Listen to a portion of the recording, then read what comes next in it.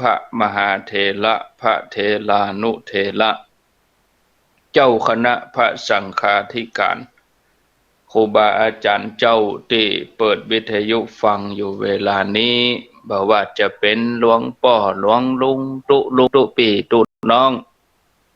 พร้อมกันนี้ขอถวายความเคารพท่านพระครูสถาพรพัฒนรังสีเจ้าคณะตำบลยางคามเจ้าวาดวัดใหม่พัฒนาผู้ร่วมรายการในวันนี้โดยความเคารพอย่างสูงเจริญปอนศรัทธาญาติโยมท่านสาธุชนคนดีป่ออุ้ยแม่อุ้ยป่อม่อนแม่ม่อนป่อน้อยป่อหนานป่ออาจารย์นักปราชญ์บัณฑิตผู้หู้ทั้งหลายที่เปิดวิทยุฟังอยู่ที่บ้านที่จองที่หอที่เฮือนมาแล้วเน้อมาแล้วมาปะกันแล้วมาปะกันในรายการสาระธรรมยามแลงประจำวันนี้วันพฤหัสบดีที่10เดือนตุลาคมพุทธศักราช2562ถ้าเป็นเดือนสากลก็เป็นเดือนที่10เดือนตุลานี่เป็นเดือนที่10ของปีเดือนพฤศจิกาก็เป็นเดือนที่11ธันวาเป็นเดือนที่12ถ้าเป็นเดือนเมืองนี่ก็เป็นเดือนเกียงเดือนที่12ท่านทั้งหลายถ้าเป็นเดือนเมืองนี่ก็เป็นเดือนเป็นประจำกู้วันพฤหัสบดีในรายการมรดกธรรมวันนี้ได้รับความเมตตาจากท่านพระครูสถาพรพัฒนรังสีเจ้าวาดวัดใหม่พัฒนาเจ้าคณะตำบลยางคามอำเภอดอยหล่อจังหวัดเชียงใหม่ท่านได้เมตตาเสียสละเวลา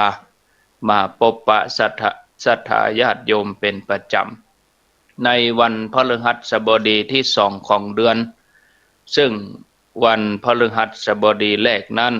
ก็ท่านพระอาจารย์ภพสังวโรได้มาเทศนาธรรมญาติโยมก็ได้ฟังจบไปถ้าเป็นวันพัดที่3ของเดือนก็ท่านสาธิตศพเดินแม่เมาะลำปางวันพฤหัสบดีสุดท้ายของเดือนก็ท่านอาจารย์วรรณชัยชยานันโทขอเจริญปอนต้อนรับท่านผู้ฟังที่ฟัง FM 96.0 ฟัง 104.50 วัดฝ่ายหินแล้วก็ฟังที่เมืองฝาง FM 100.25 มนเสียงธรรมแม่แจ่ม 106.25 ที่วัดบุพารามตำบลจังครึ่งอำเภอแม่แจ่มจังหวัดเชียงใหม่ท่านผู้ฟังที่ฟังต่างเมืองน่าน FM 91.50 สถานีวิทยุชุมชนคนนาน้อยเวลานี้ก็ออกอากาศพร้อมกัน 4-5 คลื่นบ่ว่าจะเป็นที่96ดอยสุเทพ 104.50 วัดฝ่ายหินแล้วก็ที่เมืองฝางนาน้อยแม่แจ่มก็ขออนุโมทนาเจริญปอนต้อนรับท่านผู้ชมท่านผู้ฟังที่เข้ามาผ่านระบบ Facebook โดยก็ขอเจริญปอนต้อนรับณโอกาสนี้เพื่อบ่ให้เป็นการได้เสียเวลาก็จะได้ถวายเวลาให้กับท่านพระครูสถาพรพัฒนรังสีท่านพระครูจะได้เทศน์ธรรมวันนี้เปิ้นจะเอาธรรมอะไรยังมาเทศน์ก็ญาติโยมก็ตั้งอกตั้งใจซึ่งครูบาอาจารย์ก็ติดภารกิจเนาะวันนี้วันสุดท้ายสอบนักธรรมสนามหลวง7 8 9 10ครูบาอาจารย์ไปคุมสอบนักธรรมแล้วก็ปีกเวลามาพบปะศรัทธาญาติโยมเพื่อบ่ให้เป็นการเสียเวลาครับขอกราบนิมนต์ครับท่านพระครูครับใบสาครับนอบน้อมแด่คุณพระเจ้าทั้ง3ประการอันมีพระพุทธพระธรรมพระสงฆ์เป็นที่เคารพสักการะบูชาขอกราบถวายความเคารพครูบาอาจารย์พระเถรานุเถระพระมหาเถระพระอนุเถระพระภิกษุสงฆ์องค์สามเณรจุตนจุองค์แล้วก็เจริญ ปอนญาติโยมศรัทธาสาธุชนนักศีลนักบุญท่านผู้ฟังทุกท่านโอกาสตอนนี้ไปก็ขอต้อนรับท่านทั้งหลายเข้าสู่ในรายการสาระธรรมยามแลงในช่วงของเทศน์ธรรมพื้นเมืองประจำวันพัดที่2ของเดือนตุลาคมวันนี้เจ้ากับผมอัตมาภาพพระครูสถาพรพัฒนาดังศรีก็วันนี้ก็จักได้มาพบปะกับท่านผู้ฟังทุกท่านแล้วก็จะได้นำเอาพระธรรมมาเทศนาแบบพื้นบ้านล้านนาเฮามาเทศนาให้กับคณะศรัทธานักศีลนักบุญท่านผู้ฟังทุกท่านได้สารับฟังพอสมควรแก่เวลาแต่แสมส่วนหนึ่งก็เพื่อว่าจะได้นำไปประพฤติปฏิบัติพิจารณาใจในการดำเนินชีวิตประจำวันของแต่ละท่านต่อไปเพื่อมันเกิดประโยชน์เป็นสาระประโยชน์เป็นแก่นสารกับชีวิตในโอกาสวันนี้ก็อย่างที่ท่านอาจารย์ท่านพระครูได้แจ้งไปตะกี้เนาะว่าวันนี้ก็เป็นวันสอบวันสุดท้ายของลูกเนนสอบธรรมะว่าคือนักธรรมชั้นตรีประจำปีการศึกษาประจำปี2562ที่วัดพระธาตุคงขาวตำบลสองแควซึ่งวันนี้ก็เป็นวันสุดท้ายในการสอบก็ส่งเสริมลูกพระลูกเนนเนาะได้ห้ามได้เหียนได้สอบวัดความรู้เป็นประจำกู้ปีปีนี้ก็จำนวนที่สอบก็ประมาณ40กว่ารูปที่สอบจริงที่จำนวนที่ขอแจ้งเรื่องดำเนินการขอเข้าสอบนั่นก็60ปลายแต่ว่าถึงเวลาสอบจริงก็เหลือ40ปลายประมาณ44ตนที่ได้สอบวันนี้ก็เป็นตีเรียบร้อยไปนั่นก็ทางคณะสงฆ์ท่านเจ้าอาวาสแต่ละวัดในเขตอำเภอไดหล่อเฮานี่ก็ได้ไปรวมไปพร้อมกับฮั่นโมดเพื่อจะได้เป็นคณะกรรมการอนุเคราะห์ในการดำเนินการสอบธรรมสนามหลวงประจำปีให้สำเร็จเรียบร้อยก็วันนี้ก็ผ่านไปด้วยดีสำหรับวันนี้นั้นก็อาตมาภาพก็จะได้มาเทศนาธรรมในวันพัดวันนี้ก็สืบเนื่องด้วยว่าเจ้าศรัทธาก็ต้องขออนุโมทนากับพ่อมานิตแม่สีพันจิตาดูพร้อมโดยลูกหลานบ้านยางคำแล้วก็ลูกหลานต่างบ้านเรายาวละปูนเนาะก็เปิ้นพ่อมานิตแม่สีพันนี่ก็ได้ปวารณาว่าวันนี้พ่อมานิตแม่สีพันเนี่ยจะขอเป็นเจ้าภาพเพราะว่ามีเจตนาที่จะได้ถวายทานนำพระธรรมคำสอนนี้อุทิศส่วนกุศลให้ญาติพี่น้องมีพ่อแม่ก็ดีญาติพี่น้องที่ได้ล่วงลับดับขันไปเมื่อละเนาะก็ลำนึกถึงญาติพี่น้องพ่อแม่พี่น้องที่ได้ล่วงลับดับขันไปกับพ่อมานิตแม่สีพันจิตาดูเนี่ยพร้อมถึงลูกถึงหลานถึงที่บ้านยางคำกับบ้านเหล่ายาวบ้านโฮงเหล่ายาวเนาะกับประวัติว่าวันนี้จะขอทำบุญที่ส่วนกุศลให้กับญาติพี่น้องที่ได้ล่วงลับดับขันไปแห่งกรรมหนึ่งแล้วก็ขอนิมนต์ท่านพระครูเอาธรรมไปเทศให้เป็นพระอานิสงส์กรรมวันนี้ก็จักได้ใจเวลานี้ก็นำพระธรรมคำสอนมาเทศเพื่อจะลองเจตนาศรัทธาของพ่อมานิตแม่สีพันพร้อมถึงลูกหลานเนาะวันนี้ที่ได้ตั้งอกตั้งใจแต่เจ้าก็ขึ้นไปกระทำบุญที่วัดอาตมาพุ่นเนาะว่าการขันเข้าขันแนมที่ส่วนกุศลหรือบรรพชนพ่อแม่พี่น้องผู้หลวงนาอาที่ได้ล่วงลับดับขันไปตามเจตนาอันนี้เป็นว่าเป็นเจตนาหังภิกขเวเนาะเป็นเจตนาเกิดขึ้นแล้วก็ไปกระทำบุญตามเจตนาที่ตั้งอกตั้งใจไว้แล้วก็ทำมาเทศนากันนี้ผูกนี้ก็พ่อมานิตแม่สีพันก็ปวารณาแถมว่าจะเป็นเจ้าภาพขออุทิศบุญกุศลทั้งหมดทั้งมวลนี้ให้ญาติพี่น้องแห่งกรรมหนึ่งนั้นเกี่ยวสักกรรมหนึ่งก็จะได้เทศนาให้กับญาติโยมศรัทธาสาธุชนทั้งหลายทุกท่านได้ฟังพร้อมๆกันผ่านทางเครือข่ายสถานีวิทยุที่กำลังถ่ายทอดอยู่ขณะนี้ กับญาติโยมศรัทธาทั้งหลายได้ร่วมอนุโมทนาบุญด้วยกันรับฟังด้วยกันแล้วก็ผ่านทางระบบ Facebook ของท่านอาจารย์ท่านพระครูอภิวัฒนวิกรมได้รับชมรับฟังและพร้อมกันตัวแต่กะพร้อมกันนี้คราวที่แล้วนั้นได้มีโอกาสมาเทศน์แล้วก็มีพ่อบุญเย็นพินโยเนาะพร้อมครอบครัวนี่เพิ่นได้โทรมาสอบถามเรื่องของการประพฤติปฏิบัติการครองเรือนก็ดีการเพิ่นเฮาว่าการปฏิบัติเกี่ยวกับการอยู่ในบ้านในจองตามฮีตตามหอยโบราณจะรีบประเพณีนะเนาะเพิ่นว่ามีธรรมผูกหนึ่งชื่อว่าครั้งแรกวิบัติเทวดาสอนโลกแต่อาตมาไปพอแล้วไม่มันบ่หันเป็นว่ามันน่าจะเป็นธรรมดาสอนโลกและก็วันพัดที่ผ่านมานี่ถ้าจำบ่ผิดก็พ่อบุญเย็นพินโยพร้อมครอบครัวก็ได้นำมาถวายให้กับท่านอาจารย์ท่านพระครูอภิวัฒนวิกรมแล้วก็จะได้เทศนาเผยแพร่ให้กับญาติโยมศรัทธาทั้งหลายได้ฟังกันว่าธรรมดาสอนโลกเนี่ย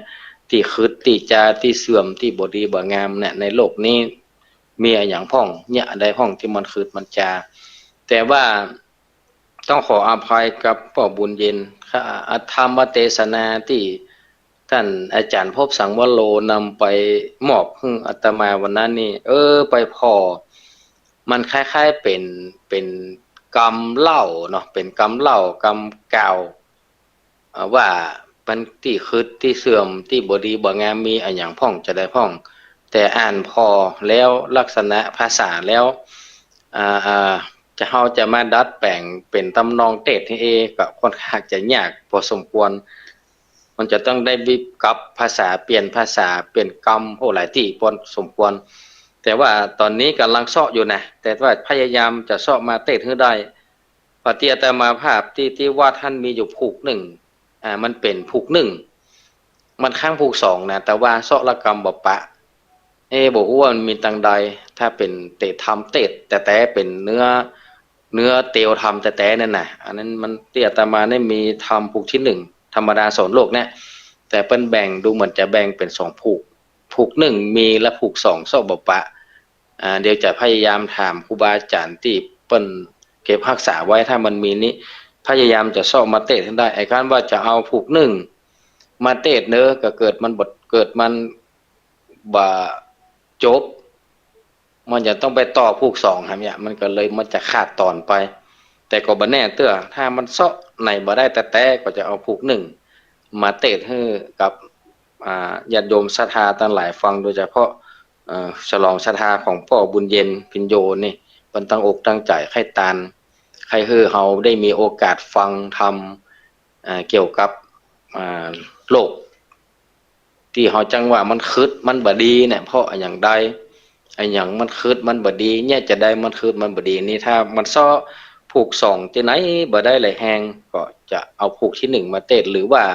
ครูบาอาจารย์ก็ดีป้อน้อยป้อหนานอาจารย์ทั้งหลายที่พอมีที่พอเซาะปะได้เนาะถ้าเป็นธรรมเรื่องธรรมดาสอนโลกผูกเดียวจบก็ดีแต่ว่าต้องเป็นเนื้อเทศนะต้องเป็นเนื้อเทศธรรมกับเมืองเฮาแต่เนี่ยหนาถ้าผูกเดียวหนาจังมันบ่เป็นหยังหนาก็ซ้ำดีเพราะว่าเวลามันก็ตึงค่อนข้างจะเมินพอสมควรถึง2ชั่วโมงก่อนเนาะเทศได้บ่มีปัญหาได้หมดถ้ามันหนาเป็นใดก่อนได้ถ้ามีก็ขอได้เมตตาเอามาถวายไว้ที่ท่านอาจารย์ท่านพระครูอภิวัฒนวิกรมนี่ก็ได้เนาะเวลาใดก็ได้ถ้ามีก็ขอเมตตากรรมถ้าบ่มีก็จะเป็นได้เอาตามนั้นงั้นก็เลยในวันนี้ก็ขออนุญาตกับพวกบุญเย็นเพ็ญโยกรรมเนาะเพราะว่าเดี๋ยวจะไปเซาะพอทำที่มันเนื้อแน่นๆแต่เป็นเนื้อเตะแต่ก่อนถ้าได้แล้วก็จะมาเตะคือฟังทำกรรมเนาะแต่ได้ฟังแน่ต้องใจเย็นๆหน่อยนึงก็กะว่าถ้ามันมี2ผูกอาตมาจะเตะผูก1แล้วก็เฮือท่านอาจารย์พบเตะแถมผูก1คนละผูกสลับกัน2พัดนี่มันก็จบพอดีเพราะนั้นก็เลยวันนี้ก็เลยเปลี่ยนเอาพระธรรมเทศนาของป่อมณีตแม่สีพันธุ์ที่เปิ้นตั้งอกตั้งใจว่าจะเป็นเจ้าภาพถวายทานวันนี้เพราะว่าตั้งอกตั้งใจว่าแม่สีพันธุ์ว่าแม่ตั้งใจแต่ว่าใครทำบุญอุทิศส่วนกุศลให้ ป่ออุ้ยตันอุ่นใจโจมเนาะป่อเติงแม่ดีอุ่นใจโจมเนี่ยนายดำรงอุ่นใจโจมนางวนิดาใจธรรมแล้วก็ป่ออุ้ยหมื่นแม่อุ้ยป่อจิตตดูป่อเฮือนแม่มุจิตตดูแล้วก็นางสาวแสงจันทร์จิตตดูอันนี้ล้วนแต่เป็นป่อแม่พี่น้องเครือญาติของป่อมณิษฐ์แม่ศรีพันธุ์หมดเลยนี่ก็เปิ้นตั้งอกตั้งใจจะทำบุญอุทิศส่วนกุศลนั้นก็เลยวันนี้ก็เลยเอาพระธรรมเทศนาชื่อว่าอานิสงส์กับทำบุญอุทิศไปหาคนตายเนาะมาเทศน์ให้กับท่านผู้ฟังทุกท่านได้ฟังกันว่าเฮาทำบุญทานทำบุญอุทิศส่วนกุศลคือกับญาติกาวงศาพ่อแม่พี่น้องลูกหลานที่ได้ล่วงลับดับขันไปเนี่ยมันจะมีอานิสงส์จะได้พ้องแล้วเฮาจะได้บุญได้กุศลเปิ้นเฮาทานไปคือเปิ้นแล้วเปิ้นจะได้รับกาว่าบ่ได้รับกาอย่างใดกาจะเป็นด้วยเหตุปัจจัยอันใดกาก็คือลองฟังพอเนาะเพราะว่าบางครั้งกับการกระทำบุญให้ทานในทางพระพุทธศาสนาเฮานี้มันเป็นเรื่องที่อ่อนละเอียดเป็นเรื่องที่ค่อนข้างที่จะอธิบายให้กันเข้าใจได้ง่ายได้ยากพอสมควรเพราะว่าการประพฤติปฏิบัติการกระทำอย่างนี้เนี่ยมันส่วนใหญ่แล้วก็ล้วนแต่อุบออกบอกบ่ถูกจับต้องบ่ได้เนาะมันอยู่ที่ใจของใครของมันอยู่เจตนาหรือว่าใจของใครของมันตัวใครตัวมันจะรับทราบดีว่าถ้าเราทำบุญเตื้อหนึ่งก็ทำบุญเตื้อหนึ่งก็ดีไปกินไปทานสร้างนั้นสร้างนี้ก็ดีแล้วเรามีความสุขเรามีความอิ่มเอิบมีความยิ้มแย้มแจ่มใสเบิกบานอันนั้นน่ะแสดงว่าอานิสงส์เบื้องต้น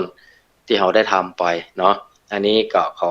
เข้าใจไปประมาณนี้แต่ส่วนว่าเราทานแล้วได้บุญนักได้บุญน้อยก็ดีได้อันนั้นได้นี่ก็ค่อนข้างจะอธิบายยากพอสมควรเพราะว่าอาตมาก็บ่หอนแต่ละคนก็บ่หอนได้อย่างใดบ่ได้อย่างใดแต่ว่าเชื่อเหลือเกินว่าการทำบุญให้ทานตามหลักคำสอนการจารีตประเพณีนิยมคนไทยเฮาที่นับถือพระพุทธศาสนาประพฤติปฏิบัติกันมาจนตั้งแต่อดีตจนถึงปัจจุบันเนี่ยเชื่อว่ามันมีจริงเป็นผลสำเร็จจริงถ้าอย่างอ่านแล้วก็เฮามันถึงบ่สืบทอดกันมาจนถึงปัจจุบันเนี่ยทำกันเช่นลูกสืบหลานต่อกันไปเรื่อยๆอันนี้ถามว่าทำแล้วเฮาจะได้บุญนักบุญน้อยจะได้กาอันนี้ก็เป็นเรื่องของอนาคตที่เฮาบ่สามารถจะคาดคะเนเดาเหตุการณ์ได้แต่ว่าขอคือมั่นใจว่าสิ่งที่เฮาทำนี่รับรองบ่ได้สูญเปล่าแน่นอนบ่ได้ในปัจจุบันชาตินี้ก็จะเป็นอนาคตการต่างหน้าบอกว่าเวลาใดยามใดนั้นก็แล้วแต่เหตุปัจจัยแห่งกรรมเนาะเพราะว่ามันจะมีองค์ประกอบหลายอย่างมาเป็นเครื่องกำหนดกฎเกณฑ์ว่าเราจะได้อันใดอย่างใดได้นักได้น้อยได้บ่ได้อย่างใดนั้นมันจะมีปัจจัยหลายอย่างที่จะมาเป็นองค์ประกอบยกตัวอย่างกันง่ายๆนะบ่ถ้าว่าไก่น่าเอากว่าใกล้ๆตัวเฮาเนี่ยเฮาลงทุนเนี่ยให้ใส่นาก็ดีปลูกผักปลูกไม้ทำมันอย่างกันจ้างเด้อกว่าที่เฮาจะได้เงินได้ทองกว่าเฮาจะได้คืนมาเนี่ยมันก็ต้องใช้เวลาพอสมควรบ่ใช่ว่าลงเลยปลูกเลยได้เลยก็จะต้องผ่านกรรมวิธีหดน้ำใส่ปุ๋ยดูแลรักษาประคบประงมดูแลไปจนถึงกาลเวลาเมื่อมันพร้อมปุ้นออกดอกออกผลเวลาใดเมื่อนั้นเราก็จะได้รับผลของที่เราลงทุนไปที่ลงน้ำพักน้ำแห้งไปซ้ำเตือก็ได้ซ้ำเตือก็บ่ได้ซ้ำเตือก็ปูดตื่นซ้ำเตือก็กำให้แห่น้อยซ้ำเตือก็เต้าตัวมันก็แล้วแต่เหตุปัจจัยอย่างที่บอกไว้เพราะฉะนั้นการสร้างบุญสร้างกุศลในพระพุทธศาสนาเฮาเหมือนกันนะได้แน่นอนนะลงทุนไปได้แน่นอนทำไปได้แน่นอนแต่จะได้นักได้น้อยนั้นก็อยู่ที่การเอาใจใส่อยู่ที่การมีเจตนาอยู่ที่ตัวของเฮาเนี่ยผู้ทำผู้ประพฤติปฏิบัติเนี่ยมีความตั้งอกตั้งใจนักน้อยเพียงใดแต่ถ้าเราทำด้วยความตั้งอกตั้งใจดีบริสุทธิ์หมดใสทุกอย่างถูกท่วนกระบวนความทุกระเบียบ ทุกอย่างตามกำหนดกฎเกณฑ์อันนั้นการนิสงส์ก็จะแห้งขึ้นแต่ซ้ำเตื้อมันก็มีเนาะประปรายในชีวิตการดำเนินชีวิตเฮา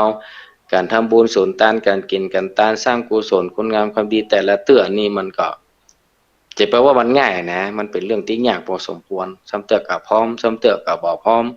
ซ้ำเตื้อกับหันน้อยนี่น้อยซ้ำเตื้อกับใจบ่หนิมบ่เตี้ยงซ้ำเตื้อก็ตั้งใจซ้ำเตื้อก็บ่ได้ตั้งใจอ่ะเนาะมันก็ปะปายกันไปมันเป็นถึงให้ทำบ่อยๆทำเจือๆเพราะอานิสงส์มันจะเกิดขึ้นตอนใดเวลาใดเฮาบ่ฮู้บ่ว่าตานวันนี้ได้วันนี้ตานมาผูกก็ได้มาผูกบ่ใจทำแต่ตานวันนี้บ่ได้อย่างซักอย่างก็มีแต่ตานเพราะว่าตานแต่ละเตื้อมันสัมพันธ์กับตานไปด้วยความโกรธความเกลียดสัมพันธ์กับตานไปด้วยเหตุการณ์จำเป็นเนี่ยเนาะสัมพันธ์อย่างเปิ้นมากำขันมายืนส่งหน้าแล้วเนาะบ่หอมเด้อไก่ได้บ่ดีจำเป็นได้หอมไปอันน่ะอันนี้ก็คือไปตามนั้นถามว่าก็ได้ก็ได้หนึ่งแต่มันก็ไปตามเวลาตามฐานะตามโอกาสที่เขาทำไปว่าเขาตั้งใจนักตั้งใจน้อยแห่งกรรมอันนี้เป็นต้นอันนี้ก็เปรียบเทียบกันประมาณนี้เนาะนี่คือการเข้าใจง่ายๆโดยประมาณเพราะนั้นก็ในธรรมเทศนาเรื่องอานิสงส์กับตำบุญอุทิศไปหาคนตายนี่ก็ขอคือศรัทธาญาติโยมตั้งหลายได้ลองได้ฟังกันเนาะฟังแล้วก็พินิจพิจารณาพอกันไปโดยว่าเฮาทำอย่างนี้มันแตกกับว่าบ่แตกกะหรือว่าเฮาฟังแล้วยังติดข้องสงสัยอันใดหนึ่งก็เดี๋ยวก็ค่อยว่ากันถ้าหากว่าสอบถามถ้าตอบได้ก็จะตอบถ้าตอบบ่ได้ก็จะรอให้ครูบาอาจารย์ท่านอื่นรูปอื่นเปิ้นตอบแทนแหมเนาะเพราะว่าบางอันบางเรื่องก็อาจจะความรู้ความสามารถอาตมาอาจจะยังบ่ถึงเตื้อบ่สามารถที่จะตอบได้เตื้อก็จะขออนุญาตให้ก่อนแต่อันใดถ้ามันพอจะอธิบายหรือว่าตอบคือได้ก็จะตอบไปเป็นช่วงไปเนาะเอาล่ะเน้อโอกาสนี้เจิญเน้อญาติโยมศรัทธาสาธุชนทุกท่านเน้อตั้งอกตั้งใจฟังธรรมเทศนาอานิสงส์กับทำบุญที่ไปหาคนตายแล้วก็พร้อมกันนี้ก็พวกมณีแม่สีพันจิตดูเน้อพร้อมถึงลูกหลานคู่คนบ่ว่าตั้งบ้านยางคามก็ดีบ้านฮงเหล่ายาวเนาะก็ขอตั้งอกตั้งใจเป็นบุญเป็นกุศลเน้อ นะโมตัสสะภะคะวะโตอะระหะโตสัมมาสัมพุทธัสสะนะเหดลนังโสโกวาญาวัญญาปาลิเตวัฏนานาตังเปตะนะมัฏฐายาเอวังเตทันติญาตโยติสัทธโวโดลาสัมปุเลสะตั้งหลายตั้งเง่งใจหนุ่มเท่าสัทธาเก้าเป็นประธานมีใจบานผ่องแผ้วรับสินแล้วฟังธรรมจูงและจำฟังที่เอาเป็นที่สนใจเป็นโอปานิสัยปล่อยไปนาบอนตำจาตารนได้ยกตนขึ้นสู่ในที่อยู่ตั้งดีกุศลมีไหลหลากได้พ้นจากตั้งผ่านได้สำรันคำเจ้าให้โศกเศร้าเครื่องกามูลอาสัทธาจุผู้จุงพร่ำรู้ดาฟังบัดนี้แด่เตอพระกาวางอันว่าสัพพัญโยพระพุทธเจ้าตนเป็นคู่เก้าติโลกาจารย์ได้ถึงญาณพิเศษรู้แจ้งเจตหันไกเตสันนาไขโอวาทได้รู้กว่าตำรายคนยิ่งใจมวลหมู่ใดแจ้งรู้สังขารว่าเกิดบ่อนนั้นสักญาติชีวิตก็ขาดตายไป ดังอาทิตย์ใสแจ้งส่องไปตามจ้องโลกากันแจ้งมาลอดควายถึงยำไงใบจวายก็ปาดไปดงแรงตาบันแดงทุกตามแล้วก็มืดค่ำสันใดโอปับไม่เพียบวายดังคนโลกใจยิ่งใจมีดวงไหลมวลหมู่อันมีอยู่สงสารดูจัดกันก็เกิดเอากำเนิดหัวตีบอดตันสุขีใจไฟจะระลอยตำลังเป็นทุกขังไม่มาดมีพญาตมาแฝงเปียที่แรงมังคอนเป็นตกลอนเดือนไหลย่อมจักไตจุผู้เบาเว้นโกตัวคนมาจนละตนอันกาเที่ยงไหลคาคืนวันภัยบอนตันกฎหมายว่าเราจักไตยำใดเรื่องคนไตไปเมื่อยามเท่ามีมากเต่านำนาล้างคนนาโดมน้อยนาจื้นจอยสาวจีก็ฟังนี้ตายจากพ่องอายุมากเหลือลาย100 ปีไปยังมีพ้องไตดีไตลายตามกรรมตอบสายตัวตานาลังเตื้อพ่อแม่พันเจียนจากลังเตื้อลูกภาคหายโหนลังเตื้อพี่น้องตนปานภาคลังเตื้อเมียจากหายตาลังเตื้อสามีกาตายไปละสายบงยายป้าปู่พี่น้องอยู่ไปหลังเป็นโตขังมัดไม่ร้องรำให้เวทนาเป็นธรรมดาแห่งโลกมีโศกทุกโศกสนกันย่อมแผ่พันความยังบ่มันเตียงเบบนเกิดเป็นคนโลกตาย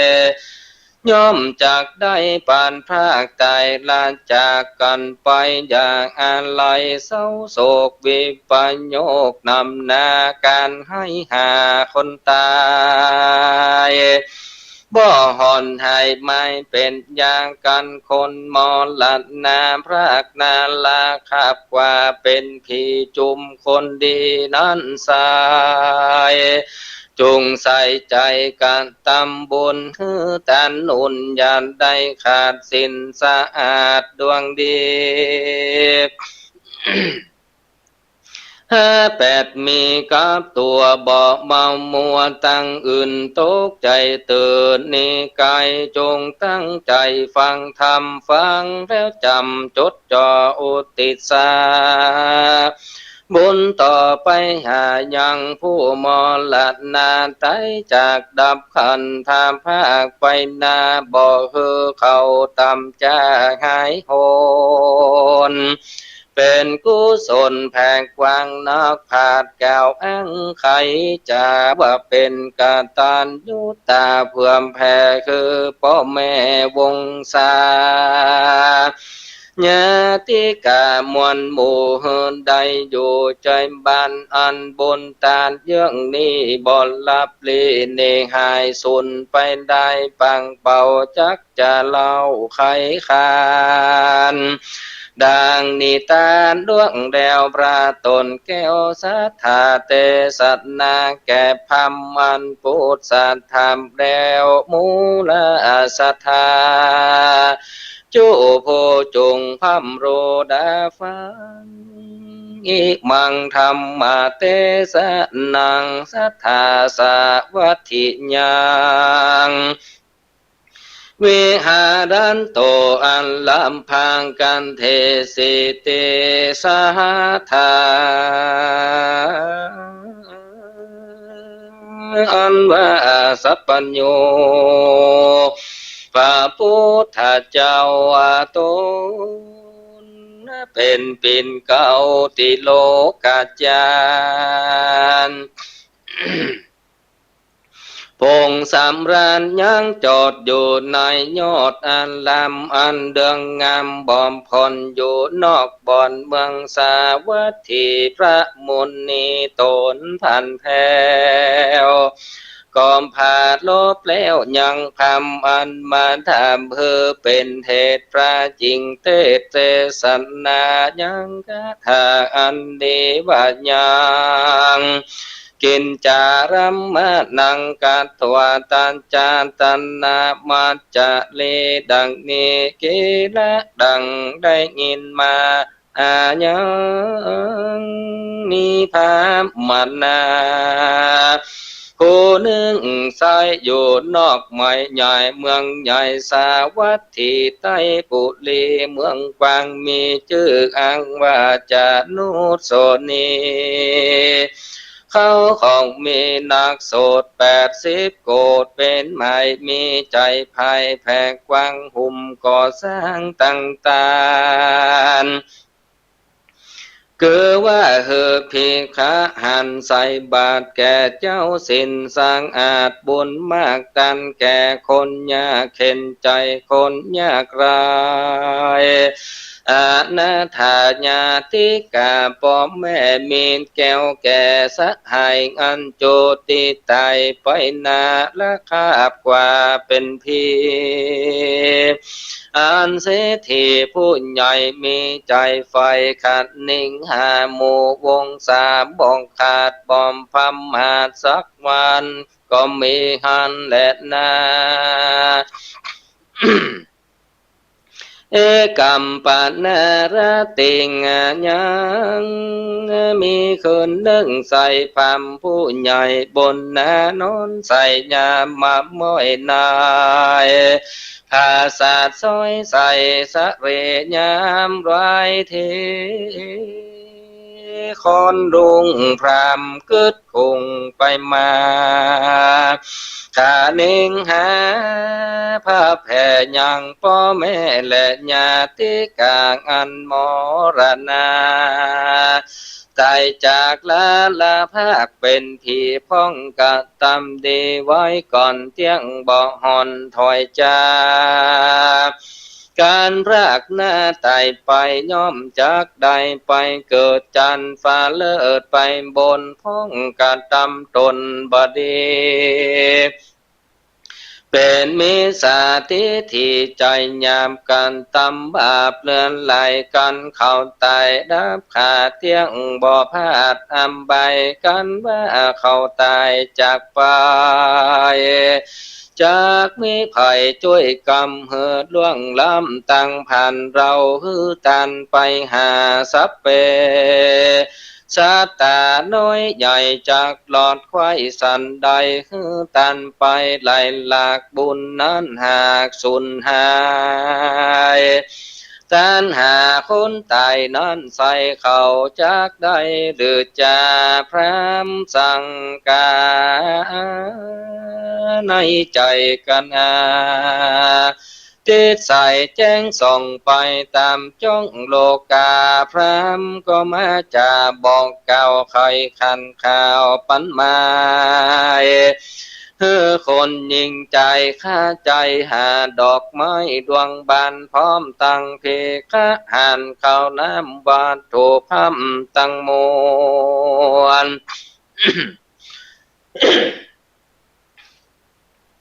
กาละกวนจบไข่ก่อมปางกันไปม้วนหมู่เข้าไปสู่วิหารติพระทะลงยา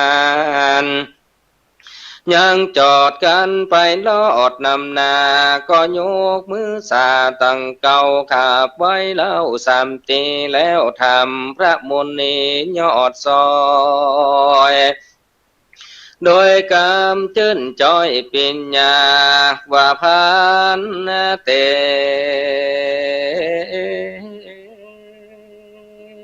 ภะคะวาข้าแด่พระพุทธเจ้าข้านี้เล่าสังกาว่าสัพเพสัตตามวลหมู่ตายไป สู่โลกนาจุมปู่ปางเอาอาญาติกาพี่น้องอันอยู่แห่งห้องเมืองโคนกาตามบุญกุศลเตตันโอติสาคันไปหาผู้มรณะมวยมอดบุญจากลอดสันได้หรือว่าตันไปนั้นเล่าได้สุนเป่าดอมได้บุญนั้นอายกว่าจอยขอพระโยอดซอยบุญนาเทศนาเก่าแก่คือให้แก่สังกาไขขีญาบอกเก่าคือรู้ข่าวตามแนวแดเตออาทะโคภักกังวาเตสังบาจันนังสุตวาในกาลนั้นใส่ปฏิไว้ตนงามการว่าพามผู้เท่ามาตันเล่าพุทธาประสาทาโตนพันแผ่วจริงไขข้าอุบแก้วเตสันนาเก่าเป็นกาถาบางตาสิเมงอังกาสิเมยันติมิตาสักขาจะเมเปตานังทักขินังถ้าจามปมเป็นกันตามนุษย์สรังดังนี้ดูราพรามเหยผู้อุ่นใหญ่มีใจไฟคณิงหาญาติกาปีน้องอันพรากจากห้องเมืองคนบุญกุศลหลายแดกอันพ่อแม่ญาติกาตันไปหาผู้ไตจักพันภัยไปลอดผู้มวยหมดมรณาต้องกาติกาสามสิ่งจริงจากอุดมยิ่งกุศลคือว่าตานหือตนนอดนาวที่โคเจ้าผู้มีเปลี่ยนสามเน้นใหญ่น้อยสินจองห้อยบ่นีตานแล้วก็ยินดีหลายแลอุติสะแผ่ผู้ตายบุญตั้งหลายไปลอดไปจูจอดพันถ่ายกันผู้ตายโดดแล้วใจผ่องแผ้วโมทนา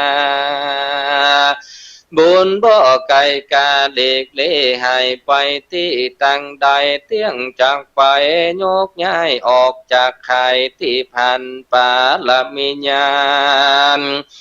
ลามเลิศจากใดไปเกิดจันฟ้าบุญแก่กานำไปก่อนจากใดไปเกิดจันฟ้าเลิศเมืองสวรรค์นั่นแหละนาสะเปเตตางันว่าเพศนานาม้วนหมู่ญาเมื่ออยู่เมืองคนก็ตามตนบ่อนนี้กาญกรรมมีบ่อนจอบว่าจีกรรมดานตอบลวงได้มโนกรรมร้ายใจบาปบ่สุภาพตามธรรมบ่มีสินจำกับตนบุญกุศลน้อยใหญ่หมอหอนได้กันตำเตียวตังดำจะใจก็จากได้ไปสู่สะเวยกรรมอยู่ตามมีกรรมเวนีเสียงขาดบุญกุศลจริงป่าต่อตาม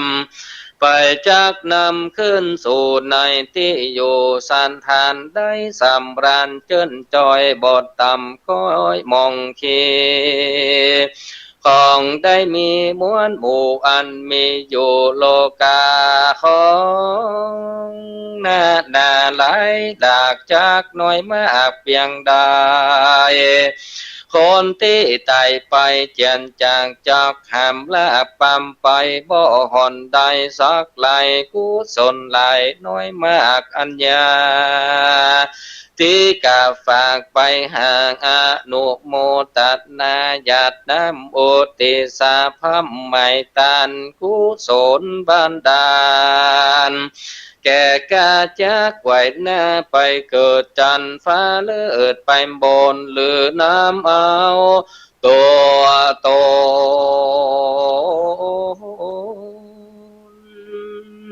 ไปสู่ในที่อยู่ในหลับปานดังนิทานเก่าจีมีดังนี้ดาฟังบัดนี้แดนเตออาทิเต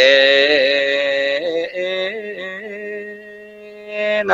กาลาแต่ก่อนนับบ่ผ่อนแสนปีมีกะฮะบันดีผู้หนึ่งใส่บ้านอยู่ใกล้เมืองลาจากะหาบุญลีกะหาบอดีผู้นี้เล่ามีลูกเต้าคนเดียว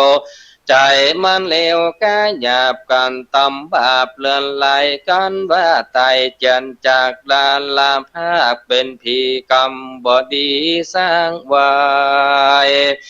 ก็ได้ไปตกไม่อำบายเป็นทุกข์ไหลไม่มาดอยู่บ่ขาดนำนาส่วนพิตาพ่อเจ้ายินโศกเศร้าแอดไหลน้ำตาไหลอาบเบาย้อนลักลูกเต่าพุทธาอยู่ต่อมาวันหนึ่งเล่าความโศกเศร้าไม่หายจริงได้คงไฟตกแต่งเครื่องปิมแป้งไตยาตันอัฏฐาบริขันเครื่องอาจแล้วอาราธนาพระมหาสารีบุตรนอดนาวที่โคเจ้าตั้งไหลแล้วถวายอาหารใส่บาตรตันไหลแลโอติสะแห่กุศลไปหาโต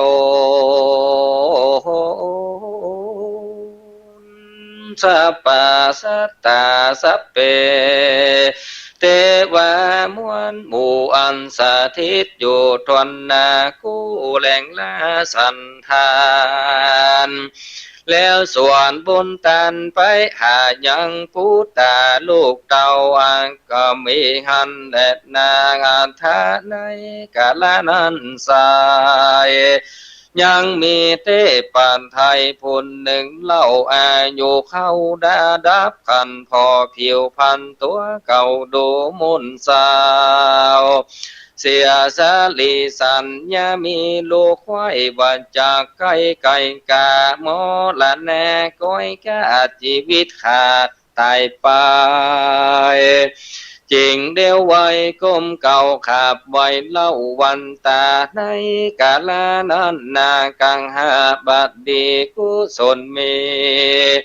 ลายแลอุติสาแผ่ไปหาสัพเพสัตตามวลหมู่ทวนนาคูตัวตนบุญกุศลสุดยอดก่อมไปลอดเทพปันไทยลวดยังไว้บอนตายแล้วกับไก่จมจื้นปีติตื่นมานัสสาไขวาจามุตนาวาสาธุสาธุสาธุสัมติกุศลนี้ผ่องแผ้วการกาอาจแก้วภายพันบ่อดับขันกลาภาคชีวิตจากเสียนตนโดยกุศลนั้นสายเทพไทยบุญนำก่อนได้นำเอาข่าวสารไปบอกเก่าใครขันเอาบุญตันตั้งหลายไปโกดใหม่เก่ากูเฮินลูกกังหาบัดดีลูตำลายก็มเองหันและนาโซตังยัตวานายกาลนั้นใส่กันเทปไทยบุญนาไขขีญาบอกเก่าเพศฟังข่าวเจนจาโสมนัสสาจื้นจอยไข่เก่าถ้อยโมตัดนากันไข่จะเสียงขาดก็ก้อยกาดอัมบายได้กาบไก่ไปเกิดจันฟ้าเลิศเมืองสวรรค์ก็มีหันและนาอายันจะโกตะกินา ตินนาสังคัมเมโสปันติทิตาติกาลตังหิตายานสัทธานะโสอุปังกามปติดูแลพระมันแน่ผู้ใหญ่มีใจไฟคนนายังบุงสาปอมแม่มีแก้วแก่สหายคำอันเนจกรรมลาภาใครคือเขาได้พ้นจากที่พันจงมีใจชื่นบานเลื่อมใสตกแต่งพระใจตั้งสีแป่งใจกุ้ยเจยบานมีอาหารเข้านามวัตถุพัมนันนาแล้วนำมายอดไฟถึงพิโคลายน้อยใหญ่ตามใจไฟศรัทธาแล้วอุติสาบุญไปหาผู้ตายเป็นกลไหลมากกวังบ่อาจอ้างจะขายบ่มีสิ่งใดเพียบใดและนาเมื่อนั้นพระมันแน่ผู้เท่าฟังพระพุทธเจ้าไขจาแก้ปัญหาหลายแหล่ก็ให้แก่สังกาโสมานัสสาจมจืนปิติตื่นเจยบานก่อนนามาสกันกลมเก่าจาตานเล่าอำลาพร้อมตั้งแต่สาปาลิวานคืนสันทันที่อยู่แห่งตนก็มีวันนั้นและนาตาสักมาเหตุนั้นสายคนโลกใต้สงสารยาใจหานมักบาปอันกาหยาบนันนาเที่ยงจักปาได้ตกทำใต้อัมบายกรรมมาตั้งหลายมาอากวาง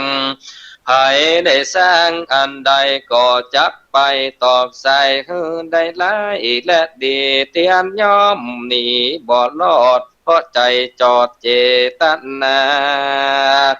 หากจากป่าไปสู่ทวนนากู้ตัวคนจงกระทำตนให้ดีสติมีอย่าได้ขาดมันกึดขวาดเจ้าไงถึงความตายไปนาบ่เนิ่นจะนำนามีเมตตาแผ่กว้างมันก่อสร้างตั้งบุ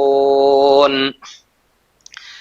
ตันโดนบอกขาดแล้วโอกาสไม่ตันไปหาวงวันพี่น้องอันตายจากห้องเมืองโพนเอาตัวตนไปสู่ในที่อยู่โลกนาล้อนได้ตกถอยจากอัมบายได้กาบไก่เป็นเหตุเวียนว่ายอยู่ในเขตสงสารภาระบุญตาน้อยมากจากยกจากที่ตกได้ถึงสุขที่ดีหลอนว่าบุญเขามีแข่งการได้เกิดจันฟ้าไปบน บุญกุศลมากลำไปเตื่อมกำแถมเล่าใดลอยเต้าปันปูนเมื่อไปลุนสุดซอยได้จื้นจอยเจยบานโซเนละปานเบียงแก้วได้ถึงแล้วตินดีคนโลกอีน้อยใหญ่ทวนนาควายยิงใจจงได้ผ่านภายวินขาดปาแนติบาตัวหันอตินนานตันเว้นใบบ่อเข้าใกล้กะเมสุมิสานจันบ่จากขานดวงไล่บ่ว่าไล่คนใดบ่เก็บกำไปสนส่อตั้นต่อพิษการบ่จานั้นจะถอยบ่แจ้งก้อยคนใดใครกำไปว่าแล้วบ่กาดแก้วสินธรรมบ่บังอำลบมากเว้นขาดจากหิงสามีพระญาเกิดกวาดบ่พยาบาทคนใดปัญญาใส่ผ่องแผ้วเจื้อกุลแก้วสามพักกันบอกเอาคนพันบาปบาย มาอยู่ใกล้เทียมตนใจโกศลเพื่อแผ่ลูกกุลพ่อแม่วงศาอุปสาชื่อเงาโคบาเจ้าอาจารย์ใจช่วยบ้านเข้าไก่รับช่วยใจลุมลาการต้านโมละแนกาก้อยกาจิวิตขาดสันดันจุงหือตาเลิกซากต่ำเก้ารากประเพณีอันนี้ส่งมีมากกวังผาดเก่าอ้างใครจะว่าเป็นกาตายุตาสลาดลูโอกาสแต่นกุลน่าเป็นบุญหาเสดป่าเกิดสวัสสันดีกันไตจากนี้เมืองโคนเตียงจากใดน้ำเฮาโต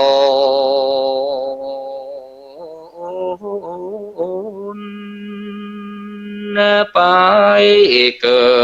ดจันฟ้าเลิศเมืองสวรรค์ก็มีโดยภาการดังกล่าวมานี้และนาเนทิตังขิญาสังวันนันนาวิเศษจาห้องเหตุธรรมเทศนาอันนี้ส่งการตำบนโดติสาไปหาคนตายก็บังโกมสมเลศเสด็จเอาละเนอญาติโยมศรัทธาสาธุชนทุกท่านได้ฟังจบไปทำมันนี้ส่งกระทำบุญอุทิศสะไปหาผู้ตายเนาะอย่างที่อาตมาภาพได้เกริ่นไว้เมืองต้นตะกี้การอานิสงส์อย่างทำกล่าวไว้เนาะศรัทธาญาติโยมทั้งหลายกับการทำบุญฮื้อทานมันประกอบด้วยมันกล่าวไว้ว่าจะต้องประกอบด้วยเจตนาเป็นเบื้องต้นก่อนเจตนาดีศรัทธาคือความเชื่อความเลื่อมใสถ้าเต็มเปี่ยมด้วยสิ่งหมู่นี้แล้วนี่ก็